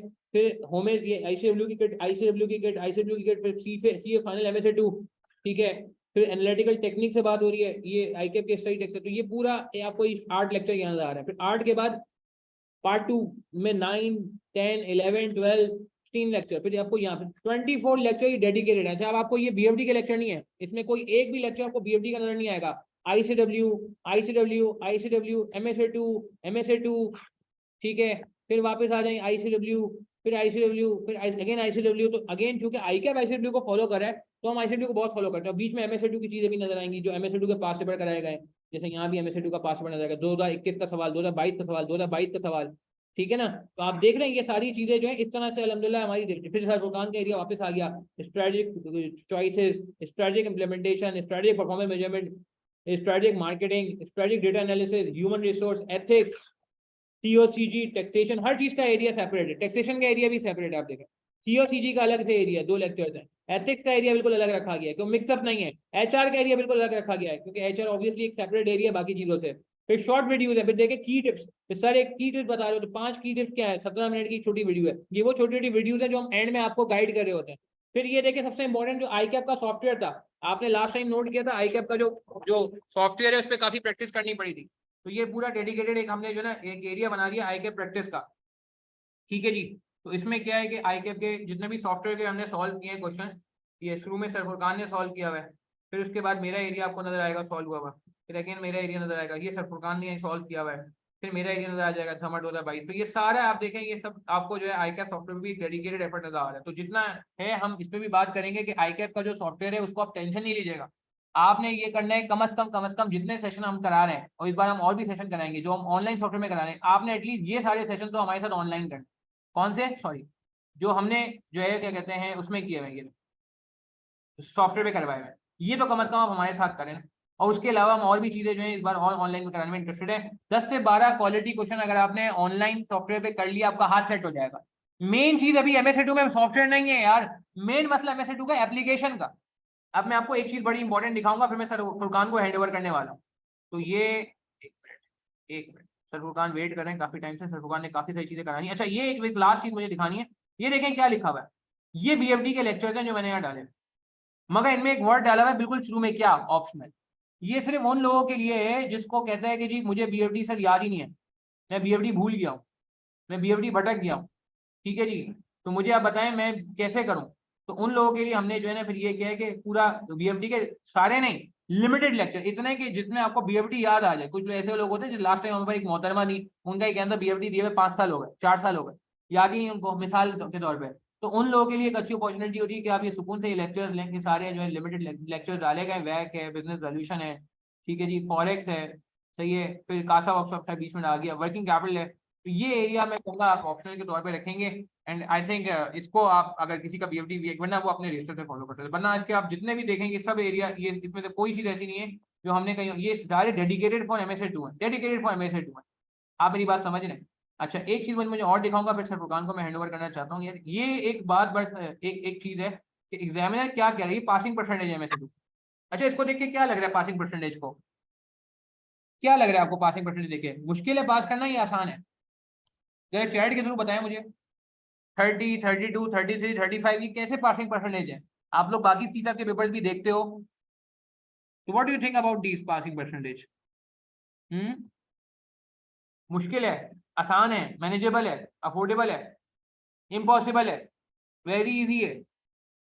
क्या कहते हैं, कुछ तो ध्यान में आएगा। मोशन नदीम कह रहे हैं एवरी डिफिकल्टी, शाजिया कह रहे हैं इंक्रीजिंग, ओके, बढ़ है पासिंग परसेंटेज माशाल्लाह। अच्छा वैसे मजे की बात है, वाकई बढ़ रहा है, 30 था, 32 हुआ, 33 हुआ, 35 हुआ, 40 हुआ। सर फुरकान कॉन्ग्रेचुलेशन सर, आपकी एफर्ट रंग ला रही है। दिसंबर 21 जोक्स अपार्ट, ऑब्वियसली मजाक में बात हुई है, ठीक है जी। अभी इस बार टाइम का पता नहीं, इस टाइम का मुझे लग रहा है वैसे थोड़ा डिक्रीज होगा शायद, 46 तो यार बहुत ही अच्छा रिजल्ट है ना, मतलब ये इतना तो बहुत मुश्किल हो जाता है, आपको पता है MSA, और ये वो पेपर है जिसके आपको आईकैप क्वालिफिकेशन का टिकट दे रहा है, मतलब ये टिकट है समझो, आखिरी पेपर अगर आपका निकल गया समझो यू आर जस्ट, जिसे कहते हैं ना कि थ्रू थ्रू हो जाऊंगा, आप निकल जाओगे, आप आगे बढ़ जाओगे, आपका स्टेटस चेंज हो जाएगा। तो आई थिंक इम्पॉसिबल नहीं है ये, एक जो आपको उम्मीद की किरण मैंने आपको दिखाई है ना, ये इम्पॉसिबल नहीं है। कि ये समझो बहुत सारे लोग, जब MSA आया था मैं खुद बहुत परेशान था कि MSA आया पता नहीं क्या होगा, पास होंगे भी नहीं होंगे बच्चे, हम कैसे पढ़ाएंगे, कितना होगा। तो अब आप ये पासिंग परसेंटेज देखें तो लग ऐसा रहा है कि नहीं यार ऐसी बात नहीं, आईकैप का मूड तो अच्छा है, आईकैप का मूड तो अच्छा है। अच्छा एक और बस छोटी सी चीज ये देखें, आईकैप के ना एग्जामिनर कमेंट देखें आप देखें एग्जामिनर आईकैप ने किस लेवल पे काम किया हुआ है आपके लिए यार। मतलब मुझे MSA का मार्क एग्जामिनर कमेंट देख के बड़ी खुशी हुई कि आप देखें आईकैप क्वेश्चन के पार्ट वाइज आपको वो बता रहा है यार। ये एग्जामिनर कमेंट मैंने कासा का वर्कशॉप लिया था, वहां डिस्कस किए थे, जो भी कासा का वर्कशॉप ग्रुप पे भी आ रहा था, मैं उसमें पोर्टल पे भी। तो आप देखें इतना मतलब यार देखें इसमें एक बात तो माननी पड़ेगी कि आपको 1A का अलग बताया, 1B का अलग बताया, पासिंग परसेंटेज हर किसी का आपको अलग अलग बता रहा है। क्या ये सपोर्टिव नहीं है? मुझे बताइए, आपको इंडिविजुअल लेवल पे, डीप डाइव लेवल पे पता चल रहा है कि कौन सा पार्ट जो है आईकैप में बच्चों को आसान लगा और कौन सा मुश्किल लगा। क्या ख्याल है, एग्री करेंगे? पहले जो है ना एक शॉर्ट स्टोरी आपको बता देता हूँ MSA2 के हवाले से। हमारे सीए की जर्नी अब ओवरऑल देखें, जितने भी पेपर्स हैं, एक है ना बड़ा जबरदस्त क्रिटिक होता था मार्केट में, क्योंकि मैं इंटरनेशनली भी मैंने देखा है, मतलब सिकॉन्डमेंट्स भी लगती रही है, नॉर्मल सी चीज है। तो एक बहुत जबरदस्त क्रिटिक होता था आईकैप के बच्चे के ऊपर जब वो क्वालिफाई होकर निकलता था, और वो पाकिस्तान में बढ़ता चला गया वक्त के साथ। होता ये था कि एक बहुत जबरदस्त और बड़ी फील्ड है मार्केट में जो फ्लरिश कर रही है, और अब पाकिस्तान में भी इसकी बहुत ज्यादा यानी कि क्या कहना चाहिए खपत हो गई है, और वो उसको हम कहते हैं कंसल्टेंसी। अब कंसल्टेंसी के भी बहुत सारे आपको पता है डाइवर्जन है, बहुत सारे एरियाज हैं, उसमें फाइनेंशियल कंसल्टेंसी है, उसमें आपकी टैक्स कंसल्टेंसी भी आ जाती है, ड्यू डिलिजेंस आ जाता है। तो ये की पूरा बहुत बड़ा और जबरदस्त एरिया है, खास तौर पे बाहर के अगर कंट्रीज करें तो वहां पे तो ये बिल्कुल नॉर्मल सी ट्रांजैक्शन है कि एक कंपनी एक्वायर हो रही है, दूसरी डिस्पोज हो रही है, किसी में शेयर परचेज हो रहा है, किसी में शेयर डिस्पोज हो रहा है। तो ये एक ऐसा एरिया है, क्योंकि वर्ल्ड वाइड अल्हम्दुलिल्लाह आईकैप के स्टूडेंट्स जो है जब वो क्वालिफाई होकर निकलते हैं तो काम करते हैं। तो क्रिटिक ये होता था कि यार आपके पास ऐसा कौन सा सब्जेक्ट है कि जिसमें ये काम किया गया है, यानी कि आपको ये पता है कि बीएफटी क्या होता है, आपको एनपीवी कैलकुलेट करने आती है। जब क्योंकि मैंने बताया ऑर्गेनाइजेशन में भी काम किया है, तो सीएफओ के पास जब कोई रिपोर्ट आती थी या कोई भी इंफॉर्मेशन होती थी तो जो सीईओ और डायरेक्ट उसका जब करस्पॉन्डेंस होता था उसके साथ, बड़ा प्रैक्टिकल सब्जेक्ट है इसलिए मैं प्रैक्टिकल बातें कर रहा हूँ, फिर इंशाल्लाह टारगेटेड बात करेंगे इस पर। तो वो उससे ये नहीं पूछता था कि यार ये एनपीवी कैलकुलेट करके दे दो, ये आप जो है ना एपीवी निकाल के दे दो, इसकी वैल्यूएशन करो। वही पूछता था मार्केट में चल के आ रहा है, और हर इंफॉर्मेशन को एसेस किया जाता था। जब उसकी एक तो कैप्चर करना उस इंफॉर्मेशन को, फिर उसकी असेसमेंट करना, इवेल्युएट करना, उसका फाइनेंशियल पर्सपेक्टिव देखना, उसका नॉन फाइनेंशियल पर्सपेक्टिव देखना, ऑपरेशनल, एचआर, टैक्स, ये सारी चीजें मिल मिला के एक रिपोर्ट बनती है जिसको हम कहते हैं बिजनेस कंसल्टेंसी रिपोर्ट। ठीक है, तो ये बहुत बड़ा एरिया था। तो इट इज शॉर्ट स्टोरी जो मैंने यहाँ पे बुक में, हमारी बुक का एक पार्ट है, जो इंट्रोडक्शन में हमने बताया कि बेसिकली बिजनेस कंसल्टेंसी के लिए ये पेपर MS2 इंट्रोड्यूस किया गया। और जैसा कि हमने इंट्रोडक्शन में ही कहा, सर ने बहुत अच्छे तरीके से उसको कवर करवा दिया कि अगर मैं फॉर एग्जांपल एक बात करता हूँ कि यार एनपीवी कैलकुलेट करके दे दो, ठीक है ना, अब उसमें आपको बहुत सारा डेटा दिया गया, तो सबसे पहला सवाल क्या आएगा? सबसे पहला सवाल कि डेटा की जो आपकी जहां से डाटा कैप्चर हुआ है या वो जो डेटा है वो कितना रिलायबल है। ठीक है, तो इस तरह की बहुत सारी चीजें। अब मैं आपको बताता हूँ, एक सवाल है आप लोगों से मेरा, हम एक काम कर रहे होते हैं, गलती कर रहे होते हैं, हर पेपर में तकरीबन कर रहे होते हैं, और एज अ स्टूडेंट जब मैं ये गलती कर रहा था और जब मैंने उसको इस तरीके से सोचा MS2 में भी, तो बिल्कुल पर्सपेक्टिव चेंज हो गया। अब एक सवाल है आप लोगों से, सबसे प्लीज चैट पे मुझे बताइएगा, सर ये मुझे बता दें चैट मुझे रिसीव होगी या डायरेक्टली आपको ये मैसेज रिसीव होगा, क्योंकि ये मेरे पास शो नहीं हो रहे थे मैसेज। सर हेलो, अच्छा सर बेसिकली होंगे कहीं। खैर, तो आप जो है ना काम करें, यहाँ पे मुझे चैट पे लिख के दें या वैसे ही कंफर्म कर दें अगर मैसेज कर सकते हैं। ये मुझे बताएं कि जब MS2 का पेपर हमारे सामने आएगा तो आप बताएं सबसे पहली चीज आप क्या देख रहे होंगे, क्या नजर आ रही होगी आपको? चैट में जाएं, और अगर वैसा रिसीव नहीं हो रहा तो आप डायरेक्टली, क्योंकि मैं होस्ट हूँ तो शायद हाँ मेरे पास वो मैसेज मिल जाएगा। जल्दी से बताएं कि जब पेपर आएगा तो सबसे पहली चीज आप क्या किस किस चैलेंज को देख रहे होंगे जब वो पेपर आपके सामने आएगा। जी जल्दी से बताएं तो हम इसको आगे लेके चलें। रीडिंग बहुत जबरदस्त। तो काशिफ और कोई? काशिफ ने मुझे बता दिया reading, requirements, level of difficulty, evaluation of requirements. तो जब मैं ये सारी सब चीजों से भी पहले जब पेपर मेरे सामने आएगा तो एक 15, 16, 17 पेजेस का एक पेपर होगा मेरे सामने, और जिसको सबसे पहले मुझे रीड करना होगा। मैं अभी आपको स्टूडेंट्स के आंसर भी दिखाता हूँ जो हम चेक करते हैं। एक चीज मुझे जो नजर आती है, अभी रिसर्च वक्त भी हम करेंगे ओवरऑल, क्योंकि टाइम कम है तो मैं जल्दी जल्दी कुछ चीजें कवर करूंगा, मैं आपको अप्रोच भी बतानी है। बेसिकली ये होता है कि हमने सोचा ये होता है कि यार बीएफटी अच्छा करके चले जाओ, टैक्स अच्छा करके चले जाओ, इथेक्स, पीएम, ये सारी अच्छी करके चले जाओ। लेकिन जब हम पेपर में बैठते हैं तो सबसे पहली चीज ही जो आती है सामने वो आती है रीडिंग। तो यानी कि हमारे सामने सबसे पहली चीज आई कि जब तक आपने सिनारियो को रीड नहीं किया, तो जब आप आंसर वहां पे जनरेट कर रहे होगे वो बिल्कुल भी रेलेवेंट नहीं होगा। आप जब मैं स्टूडेंट्स के आंसर चेक कर रहा होता हूँ तो बहुत सारे आंसर ऐसे होते हैं कि जब मैं वो आंसर देखता हूँ मुझे पता ही नहीं चल रहा होता कि ये वाकई में किसी क्वेश्चन का भी आंसर है। यानी कि उसने फॉर एग्जांपल कॉन्सेप्ट लिख दिए कि पेस्टल क्या होता है, उसने ये बता दिया फॉर एग्जांपल के बीसीजी मैट्रिक्स क्या होता है, उसने एक जनरल सी बात लिख के दे दी, कोई कनेक्शन डेवलप नहीं हुआ। क्यों? क्योंकि उसने सिनेरियो को रीड नहीं किया। तो सबसे पहली जो चीज है वो है हमारी डाटा एनालिटिक्स की स्किल, सिनेरियो के बारे में बात करना। अब मैं आपको यहाँ पे सबसे पहले हम जो काम कर रहे होते हैं, क्योंकि सर ने बताया कि हम बीएम को रिवाइज कर रहे होते हैं, तो बीएम का जो रिवीजन है वो कोई इंडिपेंडेंट चीज नहीं होती। ये हमारा फर्स्ट चैप्टर है, ठीक है, स्ट्रेटेजिक एनालिसिस का। अब इसको जब हम लाइव रीड कर रहे होते हैं तो सबसे पहले एक पूरा प्रोसेस है। प्रोसेस क्या है? क्या सबसे पहले आपको मैंने क्या बताया कि रीडिंग वो ऐसी चीज है जो आपको हर वक्त MS2 में अप्लाई करनी है। तो हमारी जितनी भी चीजें हो रही होंगी उसमें हम सबसे पहले लाइव उसकी रीडिंग भी कर रहे होंगे, उसको इन्फॉर्मेशन को इंटरप्रेट भी कर रहे होंगे, और उसमें से इन्फॉर्मेशन एक्सट्रैक्ट भी करके रिक्वायरमेंट को समझ रहे होंगे। तो हम यहाँ पे सबसे पहले क्या करेंगे, हम फॉर एग्जाम्पल स्ट्रेटेजिक ये ये ये जो हमारा स्ट्रेटेजिक मैनेजमेंट का चैप्टर है, चैप्टर नंबर 1, और इसमें जब हमने फॉर एग्जांपल हाइलाइटिंग की, आते गए, फिर इसके बाद हमने देखा ये आ गया इंटरैक्टिव क्वेश्चन नंबर 1। इसमें ना सिर्फ रीडिंग की, आप देख रहे हैं हाइलाइट्स की, कमेंट्स बबल, और ये बेसिकली एक, ये सिर्फ कमेंट बबल या ये हाइलाइटिंग नहीं है, ये बेसिकली वो चीजें जो आप पेपर में जब आप क्वेश्चन को देख रहे होगे तो आपको इस तरह का थॉट प्रोसेस डेवलप करना है कि मुझे फॉर एग्जांपल यहाँ से इंफॉर्मेशन निकालनी है कि डोमेस्टिक ट्रांसपोर्ट सर्विस है, तो ये पूरा एक रिसर्च डॉक्यूमेंट है, उसमें आप देखेंगे हमारा जो मैं आपको अभी शो करूंगा उसमें बताया गया है कि जो बैक एंड इन्फॉर्मेशन होती है वो क्या होती है, फ्रंट एंड इन्फॉर्मेशन क्या होती है, और बैक एंड इन्फॉर्मेशन में भी इंडस्ट्री की नॉलेज कितनी ज्यादा इंपॉर्टेंट है।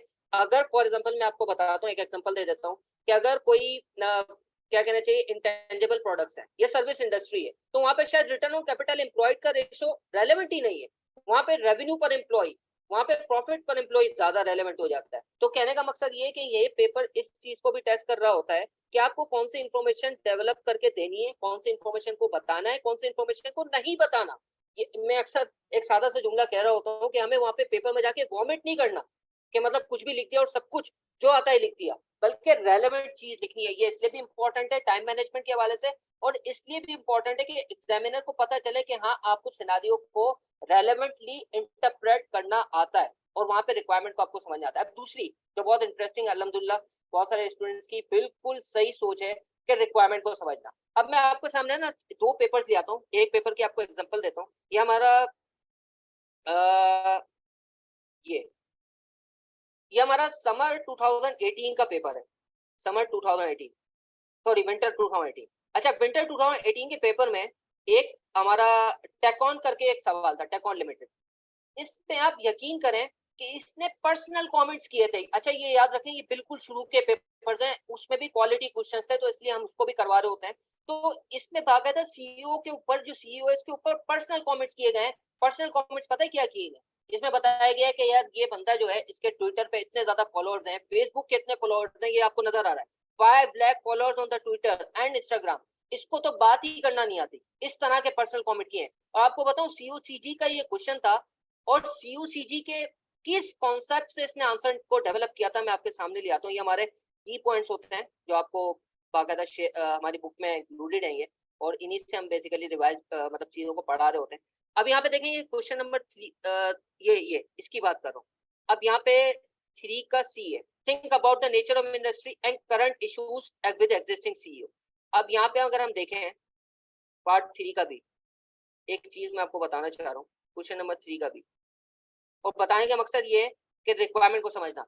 That the board of director of the company shall carry out its fiduciary duty with a sense of objective judgment। अब ये सीओसीजी में एक बात लिखी हुई है कि fiduciary duty जिसको अप्लाई करनी है और sense of objective judgment इसका होना चाहिए। तो भाई आप खुद देखें, क्या सीओसीजी का उसने कोई लॉ पूछा? यानी कि मैं आपको कुछ ऐसा क्वेश्चन दिखाऊंगा जिसमें उसने क्वेश्चन किया हुआ एससीडब्ल्यू ने कि ये प्राइवेट कंपनी है और उसने ये कहा हुआ है कि मुझे पता है कि मेरे ऊपर एप्लीकेबल नहीं है सीओसीजी के रिक्वायरमेंट, लेकिन फिर भी आप बताओ कि बेस्ट प्रैक्टिस फिर भी प्राइवेट कंपनीज को क्यों फॉलो करनी होती है? तो उसमें बाकायदा फिर, खैर मैं आपको बताने का मकसद ये है कि ये बिल्कुल ही अलग तरीके से टेस्टिंग है। यहाँ पे मुझसे जब पूछा जाता है क्या टैक्स का लॉ पूछेगा, क्या वो सीओटी का लॉ पूछेगा, क्या वो बीएम के टूल्स को, जो टूल्स में उनको कहा करता हूँ, पेस्टल एनालिसिस हो गया, आपका पीसीजी मैट्रिक्स हो गया, डिफरेंट जो टूल्स हैं, क्या वो उसके बारे में सवाल करेगा? मेरा जवाब एक होता है कि ये तो सिर्फ टूल्स है, इन टूल्स को आपने अप्लाई करना है असल आंसर को बनाने के लिए, डेवलप करने के लिए। आपको बात समझ में आ रही है?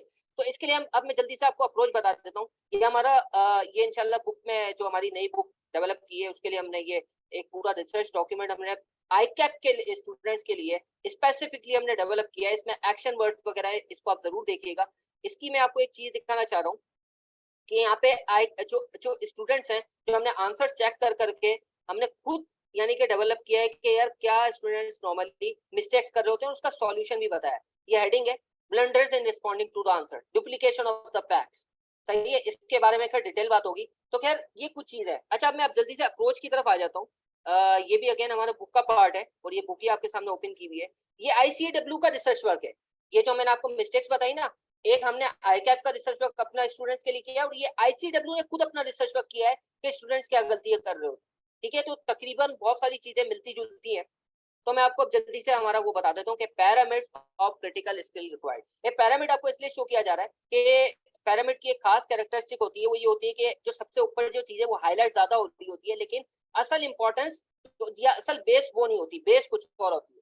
तो सबसे पहले हमें अपना माइंड सेट करना है स्ट्रेटेजिक डाटा एनालिसिस के लिए। हमें हमें डाटा एनालिटिक्स की स्किल्स डेवलप करनी है, हमें रीडिंग की स्किल्स डेवलप करनी है, और रेलेवेंट आइडिया माइंड में कैसे जनरेट करना है वो डेवलप करना है। उसके लिए हम स्किमिंग और रीडिंग को लाइव कर रहे होते हैं, जो मैंने आपको दिखाया किस तरीके से हाईलाइटिंग वगैरह करके। और ये जो मैं बता रहा हूँ जो हम कर रहे होते हैं, ये बेसिकली आप अपनी सेल्फ स्टडी में भी कर सकते हो।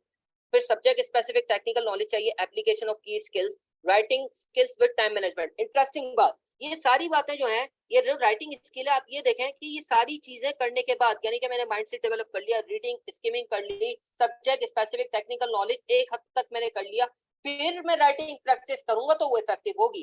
क्योंकि अब मैं आपको एक छोटी सी बात बताता हूँ इंटरेस्टिंगली, कि हम क्या करते हैं, सवाल पढ़ा हमने, और क्योंकि बहुत सारी जगह पे ये भी हम मुझे जब मैंने क्योंकि सेशन स्टार्ट किया था, मेरा जब पहला बैच था, तो उस वक्त भी ये बहुत सारे स्टूडेंट्स की तरफ से कमेंट है कि यार आप है ना क्वेश्चंस जो है ना वहीं से स्टार्ट करें पहले। तो होता क्या है कि आपने क्वेश्चन देखा, आंसर देख लिया, अब आंसर देख के क्योंकि आपको वो आंसर याद हो गया, आपने लिख भी दिया, हो सकता है 3-4 दफा याद आपने वो आंसर देख के वो 30-40 क्वेश्चन आपने देख लिए आईसीडब्ल्यू के, वो लिख भी अच्छे तरीके से लिए, लेकिन फिर भी हो सकता है वो आप वहां पे आईकेएफ के पेपर जब देने जाए एमएसडब्ल्यू का, तो फेल हो जाए।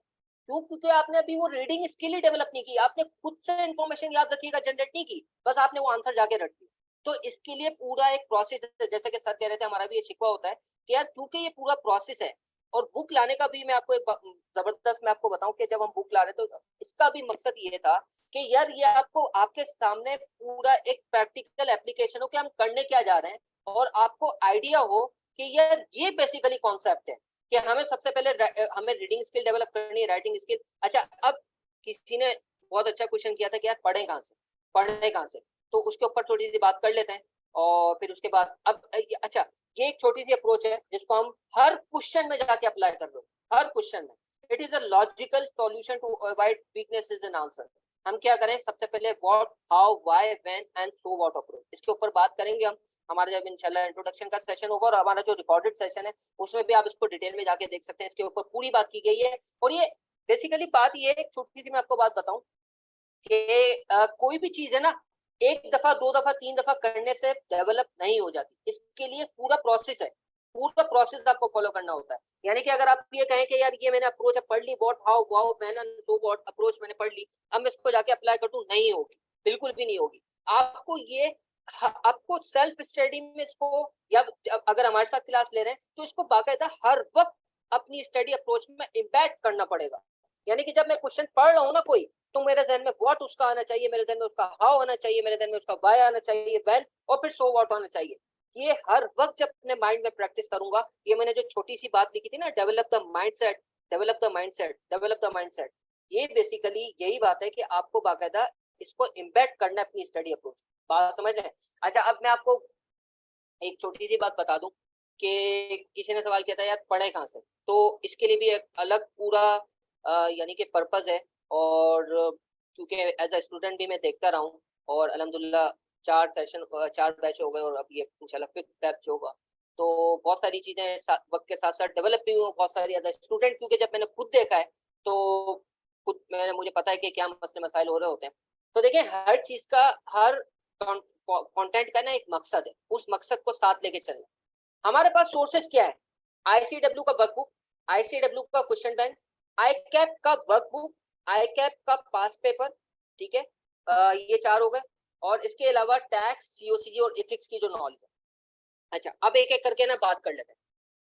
एक बात मैं फॉर श्योर बता दूं, एक चीज नोट कर लें, कहीं लिख लें, अपने दिमाग में बिल्कुल बिठा लें, और उसी से ये अप्रोच डेवलप होगी। ये जो बेसिस है, ये बेसिक जो बात जो मैं आपसे अभी करने जा रहा हूँ,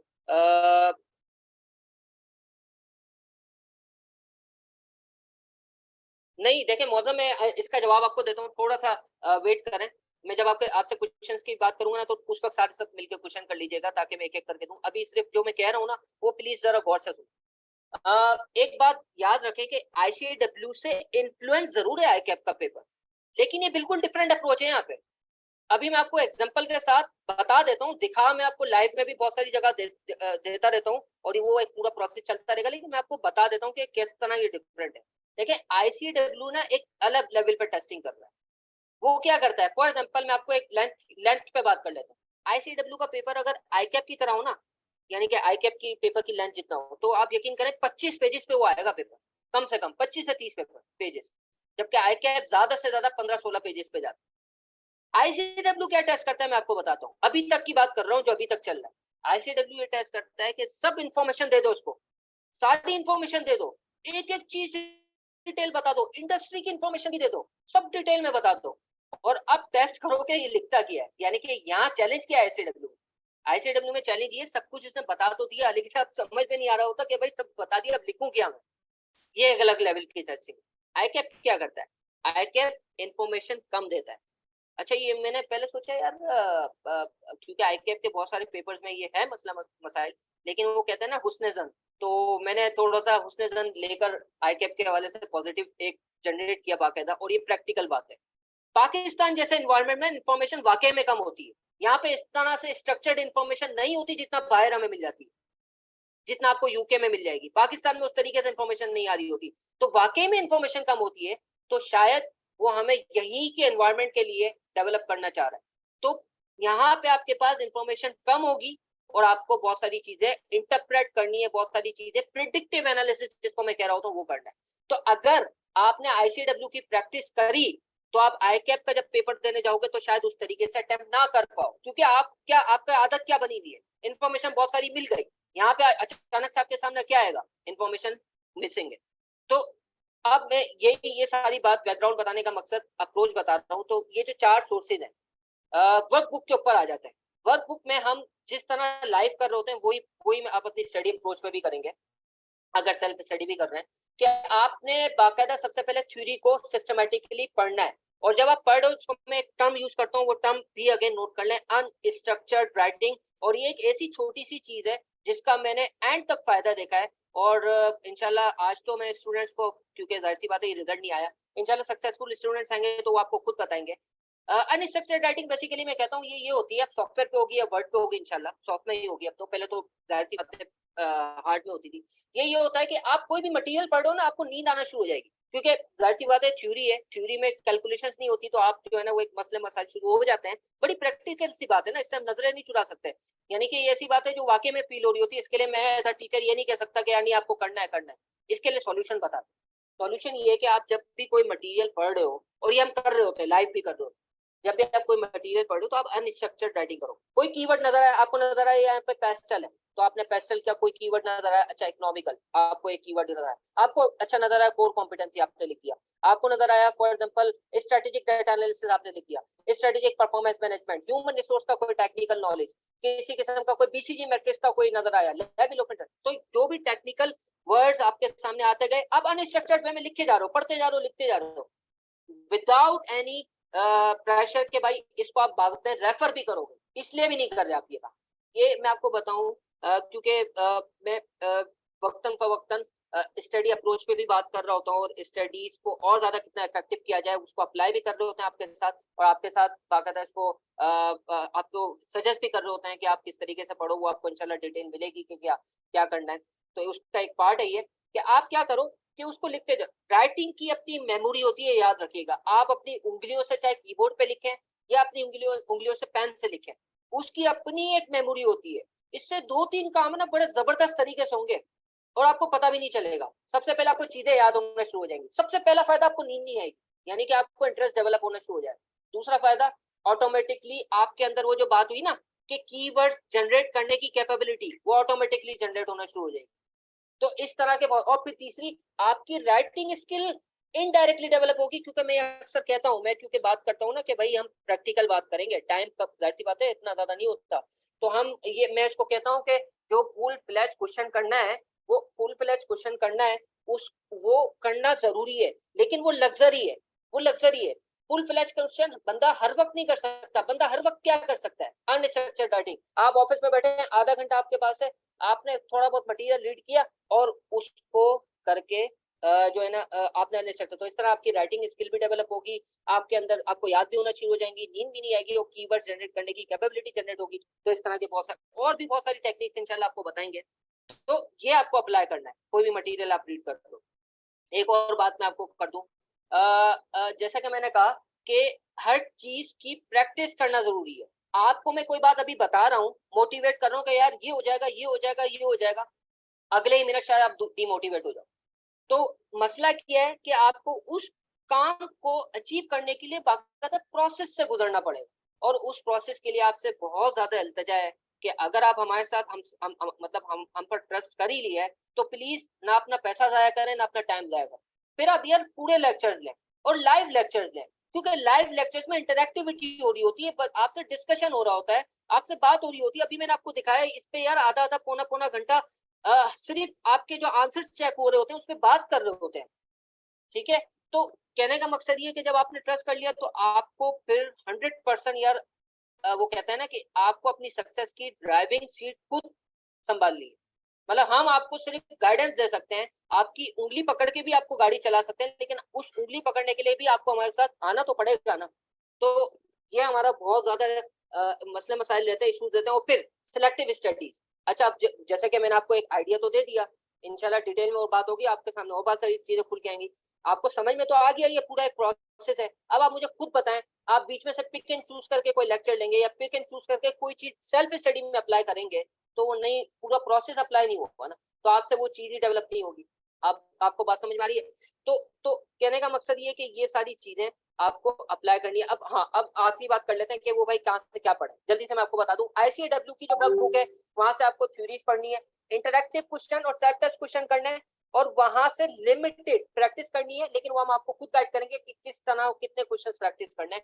अल्हम्दुलिल्लाह हमारे सेशन में तकरीबन इंटरैक्टिव सेल्फ टेस्ट क्वेश्चन मिला के, सिर्फ इंटरैक्टिव और सेल्फ टेस्ट की बात कर रहा हूँ, 60 या 65, आज ही मैं क्योंकि बुक डेवलप कर रहा था, लाइव हम करवा रहे होते हैं 65 से 66 क्वेश्चन विद थ्योरी। जब हम थ्योरी पढ़ा रहे होते हैं तो थ्योरी रिवाइज नहीं कर रहे होते एज इट इज, बल्कि उसके साथ साथ जैसे जैसे इंटरैक्टिव क्वेश्चन आ रहा है कोई कॉन्सेप्ट का, वो हम उसी वक्त करवा रहे हैं। फिर जैसे सेल्फ टेस्ट क्वेश्चन आ रहा है करवा रहे हैं, तो ये क्वेश्चन को 60 to 65 है। इसके अलावा आईकैप के 10 15-20 क्वेश्चन है, ICAW के 15-20 क्वेश्चन, यानी कि कोई ये 70-80 क्वेश्चन हम करवा रहे होते हैं, और पूरे प्रोसेस के साथ करवा रहे होते हैं। ऐसे नहीं कि डायरेक्टली ICAW हमने स्टार्ट करवा दिया। तो ये पूरी बात थी। तो ICAW का आपने वर्कबुक देखनी है, वहां से अपने इंटरैक्टिव और सेल्फ टेस्ट क्वेश्चन थ्योरी पढ़नी है, उसको अनस्ट्रक्चर्ड राइटिंग के थ्रू कंप्लीट प्रैक्टिस करनी है। कुछ लिमिटेड क्वेश्चन हम आपको बताएंगे किस तरीके से करना है, वो आपको उसमें से प्रैक्टिस करना है।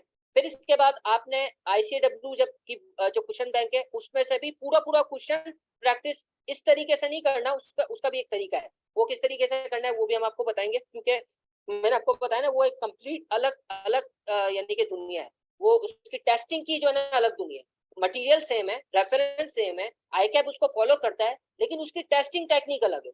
ठीक है, तो उसको ठीक है उसकी प्रैक्टिस करनी है, लेकिन लिमिटेड। हमें असल प्रैक्टिस जो करनी है, जिस पे हमें दिन रात एक कर देना है, वो सॉफ्टवेयर और पर आईकैप के क्वेश्चन। समझ रहे हैं मेरी बात?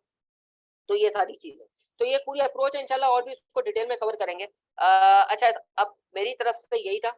एक मैं आपको अपनी हमारी अप्रोच जो मैंने आपको बताई है उसको जो आपको सेल्फ स्टडी में भी करना है, ये डाटा एनालिटिक्स के बारे में बात की गई कि होता क्या है, इंशाल्लाह इसको भी डिटेल में कवर करेंगे। मैं आपको हमारी अप्रोच बता देता हूँ ताकि वो आपके जहन में बैठ जाए कि फॉलो किस तरीके से करना है। ये पैरामिड सबसे पहले क्रिटिकल स्किल्स है, उसके बाद एक पैरामिड आएगा जिसमें हमारी एक अप्रोच है। हाँ, पैरामिड ऑफ हमारी अप्रोच जो है live skimming and data analysis, यही आपको करना अपनी सेल्फ स्टडी में। Live skimming and data analysis of interactive and self test question, unstructured writing through provision of key points, हम की पॉइंट्स देते हैं, आप अगर सेल्फ स्टडी कर रहे हैं तो आपको वो काम करना है। Live skimming and data analysis of ICAP and ICAW past papers, unstructured writing through provision of key points, live data analysis of students' answers, strategy for exam preparations, techniques and hints before exams। तो ये हमारी पूरी summarise एक approach है overall, इसको हम follow करते हो, फिर साथ साथ ये भी चलता रहता है। और एक बात मैं आपको और बता दूं, इंशाल्लाह हम कोशिश करेंगे कि कुछ मटेरियल आपके साथ शेयर करें, क्योंकि अभी 1-1.5 महीना है, तो आप उसको फुली यूटिलाइज करें। एक और शिकवा ये होता है कि ये देखें बुक मैंने आपको बताया ना, ये पूरी प्रैक्टिकल एप्लीकेशन है, पूरा कॉन्सेप्चुअल फ्रेमवर्क है इस पेपर के लिए, यानी कि आपको बाकायदा इसके कंटेंट में एक प्रोसेस नजर आएगा, यानी कि हम किस तरीके से अप्लाई कर रहे हैं।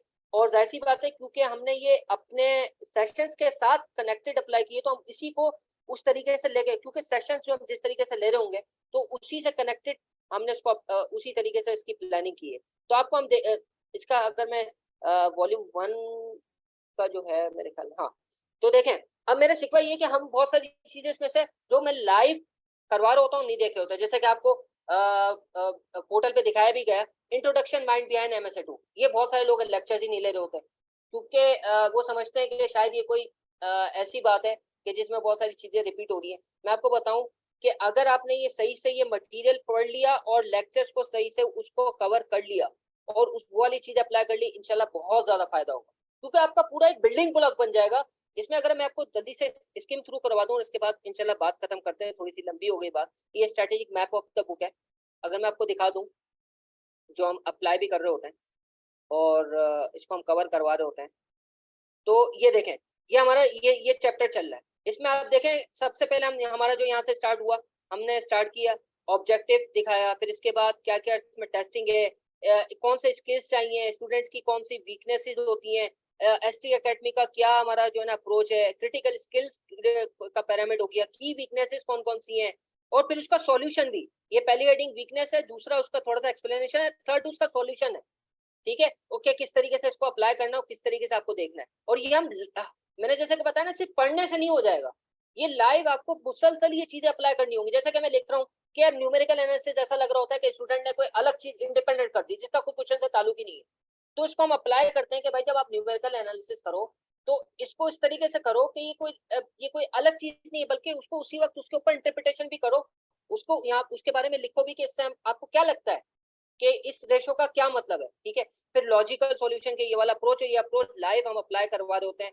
डाटा एनालिटिक्स क्या होता है इसके बारे में, फिर कुछ एग्जाम में हिडन रिक्वायरमेंट्स होती हैं उसके बारे में बात की गई है। और फिर जब हम आगे चलते हैं फिर हमारी समरी ऑफ ओवरऑल अप्रोच है, और फिर ये जो क्वेश्चन है इससे ही हम इंशाल्लाह सेशन का स्टार्ट भी करते हैं। ये क्वेश्चन क्या है, ये क्वेश्चन है question on how to read the question, ये पूरा क्वेश्चन ही यही है। ठीक है, कि जिसमें इंट्रोडक्शन दिया गया है, प्रोडक्ट डेवलपमेंट, ये पूरा क्वेश्चन सिर्फ और सिर्फ इसमें क्या हमें करना है, हम स्टार्ट ही सेशन से करते हैं, हमारे सामने बहुत सारी इंफॉर्मेशन है, बस इसको समराइज करना है। और जब हम इसका सॉल्यूशन मैं आपको दिखाता हूँ तो इसके सॉल्यूशन में भी यही चीज है, इनके आपने किस तरीके से इंफॉर्मेशन को देखें प्लॉट करना है।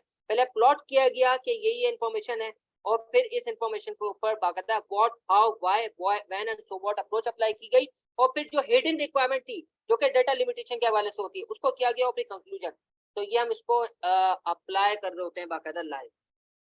ठीक है, तो अब आपका अगर कोई क्वेश्चन है, अच्छा हम कह रहे हैं कि गाइड करें कि SPM और BFD completely from there separate books and start, नहीं ऐसा नहीं है, आपको ऐसा बिल्कुल भी नहीं करना। ना SPM को आपने देखना है, BFD का जैसे सर ने बताया कि आपके पास दो अप्रोचेज हैं कि आप या तो अपने रजिस्टर को फॉलो कर लें, या तो हमने खुद पोर्टल में आपने सर ने दिखाया आपको कुछ हमने सिलेक्टिव क्वेश्चन इसीलिए डाले अलग से कि जो कि यानी कि जो कॉन्सेप्ट डेवलपमेंट के लिए, जिसका MSA2 से डायरेक्टली ताल्लुक नहीं है, बस वो ये है कि NPV कैसे कैलकुलेट होती है, APV कैसे कैलकुलेट होती है, तो वो एक तरह से रिवीजन है। आपको SPM बिल्कुल नहीं उठाना इंशाल्लाह। हम जो है ना ये बुक भी आपको यानी कि इसके साथ आपको प्रोवाइड की जाएगी, आपने बस ये बुक लेनी है। ICAW की क्वेश्चन बैंक और वर्क बुक आपने जरूर लेनी है, ये दो चीजें लेनी है, बस ये दो सोर्सेज होंगे थ्रू आउट द सेशन, और अपनी स्टडी अप्रोच में भी आपको सिर्फ इसको फॉलो करना। ठीक है, कोई अलग से SPM की बुक रिकॉर्ड करने की जरूरत नहीं है। अच्छा सर रिकॉर्डेड लेक्चर जब आप दे आए तो लाइव सेशन में क्या करवाएंगे? अच्छा हाँ, मौसम बहुत अच्छा सवाल है, बहुत अच्छा क्वेश्चन है। देखो ये जैसे कि सर ने बताया कि बहुत सारे स्टूडेंट्स कह रहे थे कि जाहिर सी बात है वो 1-1.5 महीने जाया ना हो, तो इस वजह से अभी हमने रिकॉर्डेड लेक्चर्स का आपको दे दिया है, लेकिन ये ऑटोमेटिकली कन्वर्ट हो जाएगा जब हम लाइव लेक्चर्स ले रहे हो।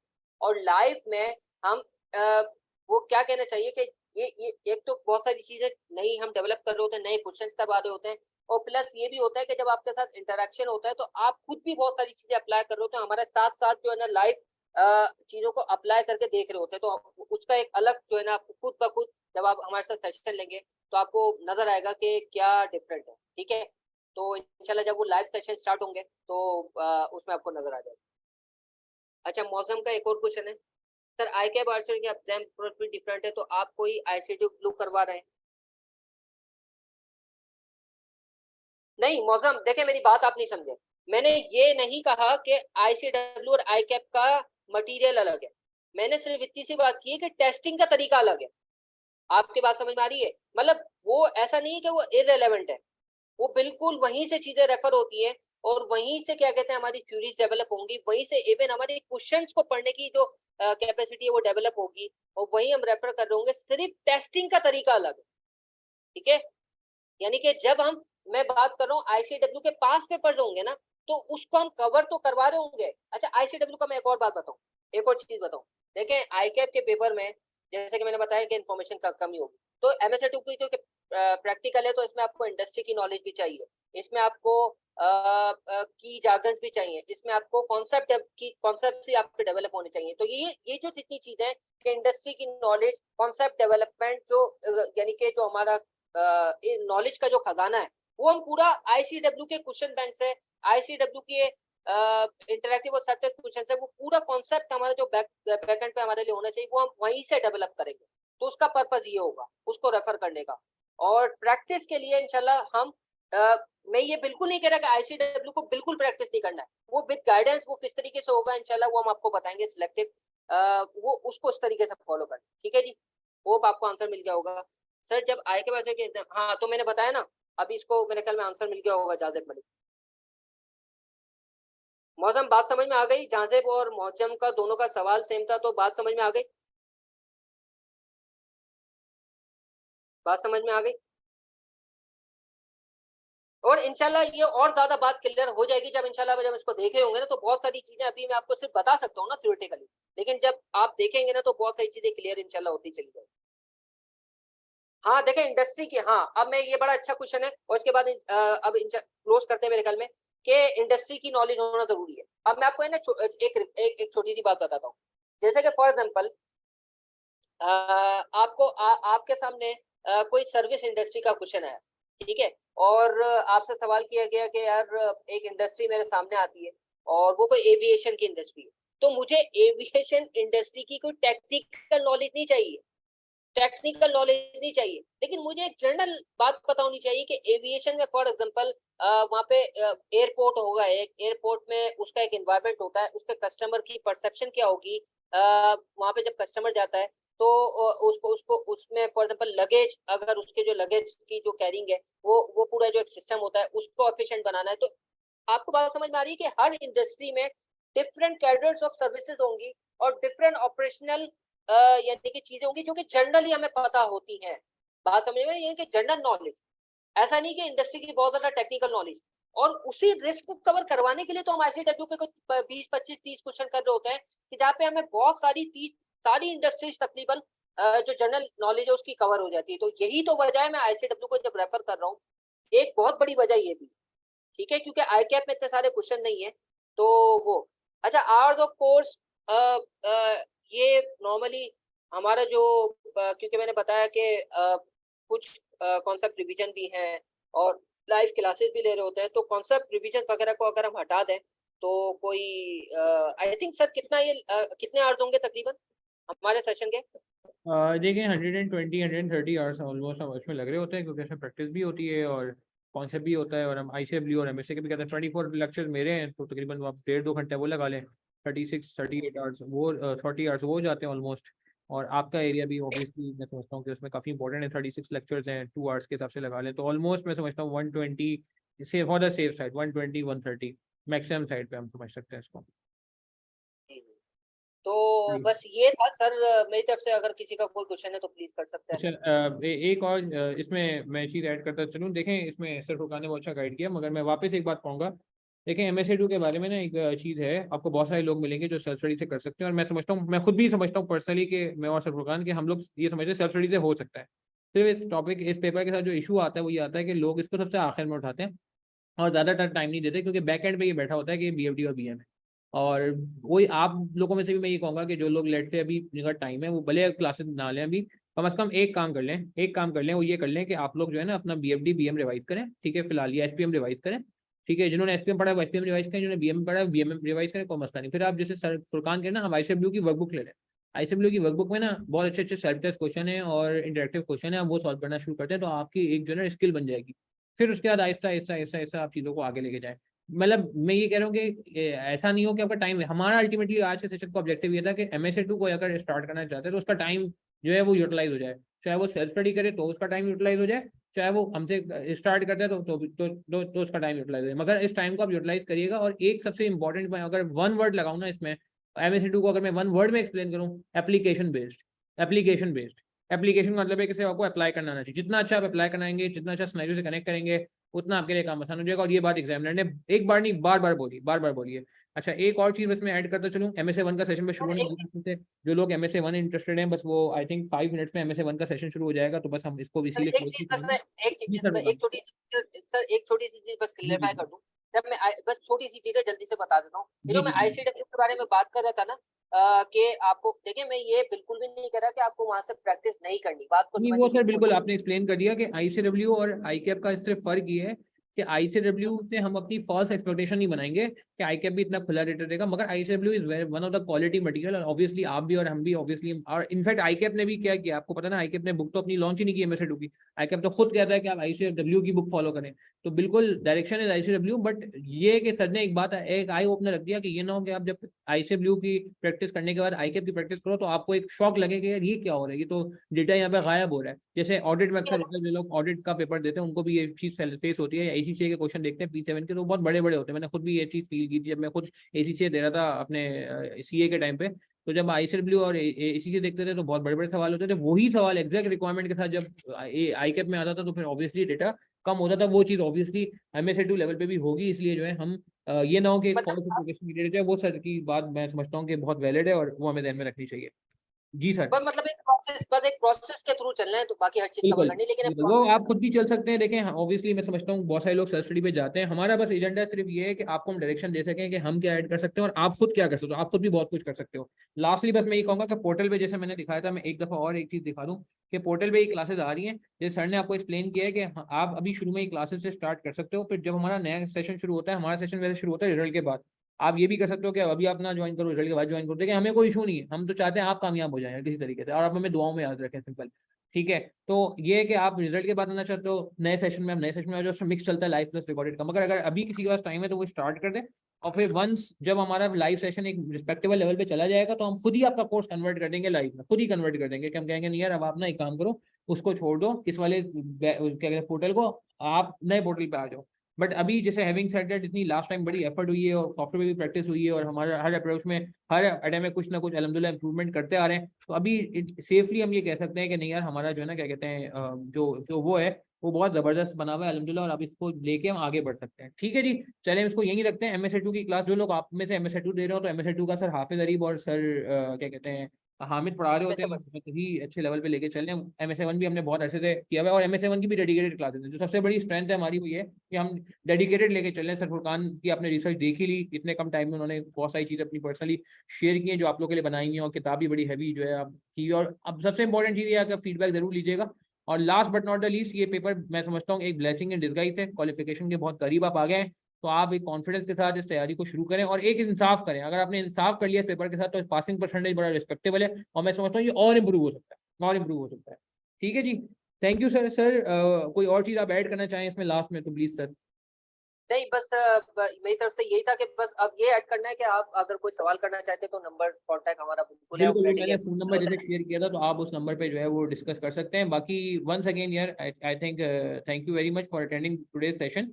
एंड मैं यही समझता हूँ कि क्या कहते हैं जो भी चीज़ें हैं बस कोशिश ये करनी है आपने कि ये ना हो कि MSA2 को बिल्कुल लास्ट मंथ में पढ़ रहे हो तो फिर यार इस पेपर के साथ नाइंसाफी हो जाएगी। ठीक है, और कोई सवाल किसी का आ रहा है तो फ़ोन नंबर मेरा नोट कर लें, 03 मोबाइल के लिख देता हूँ ना। फ़ोन नंबर मैं अपना चैट पे आपका आ जाएगा, वैसे मैं ओरली बताता हूँ, 0321 मैं ये चैट पे वो भी कर रहा हूँ क्योंकि अभी स्क्रीन बंद हुई हुई है। तो 0321 211 2963 ये नंबर जो है वो आपका मैंने चैट पे भी सबको शेयर कर दिया है। ठीक है जी, चलें अपना ख्याल रखिएगा, प्लीज़ दुआ में याद रखिएगा। इंशाल्लाह आप सबसे मुलाकात होती है। सर फुरकान का नंबर आप मुझसे ले लीजिएगा, सर फुरकान का नंबर मैं आपको देता हूँ। ठीक है जी, मैं दे देता हूँ। Thank you sir, thank you for attending this session sir, thank you, अल्लाह हाफिज़।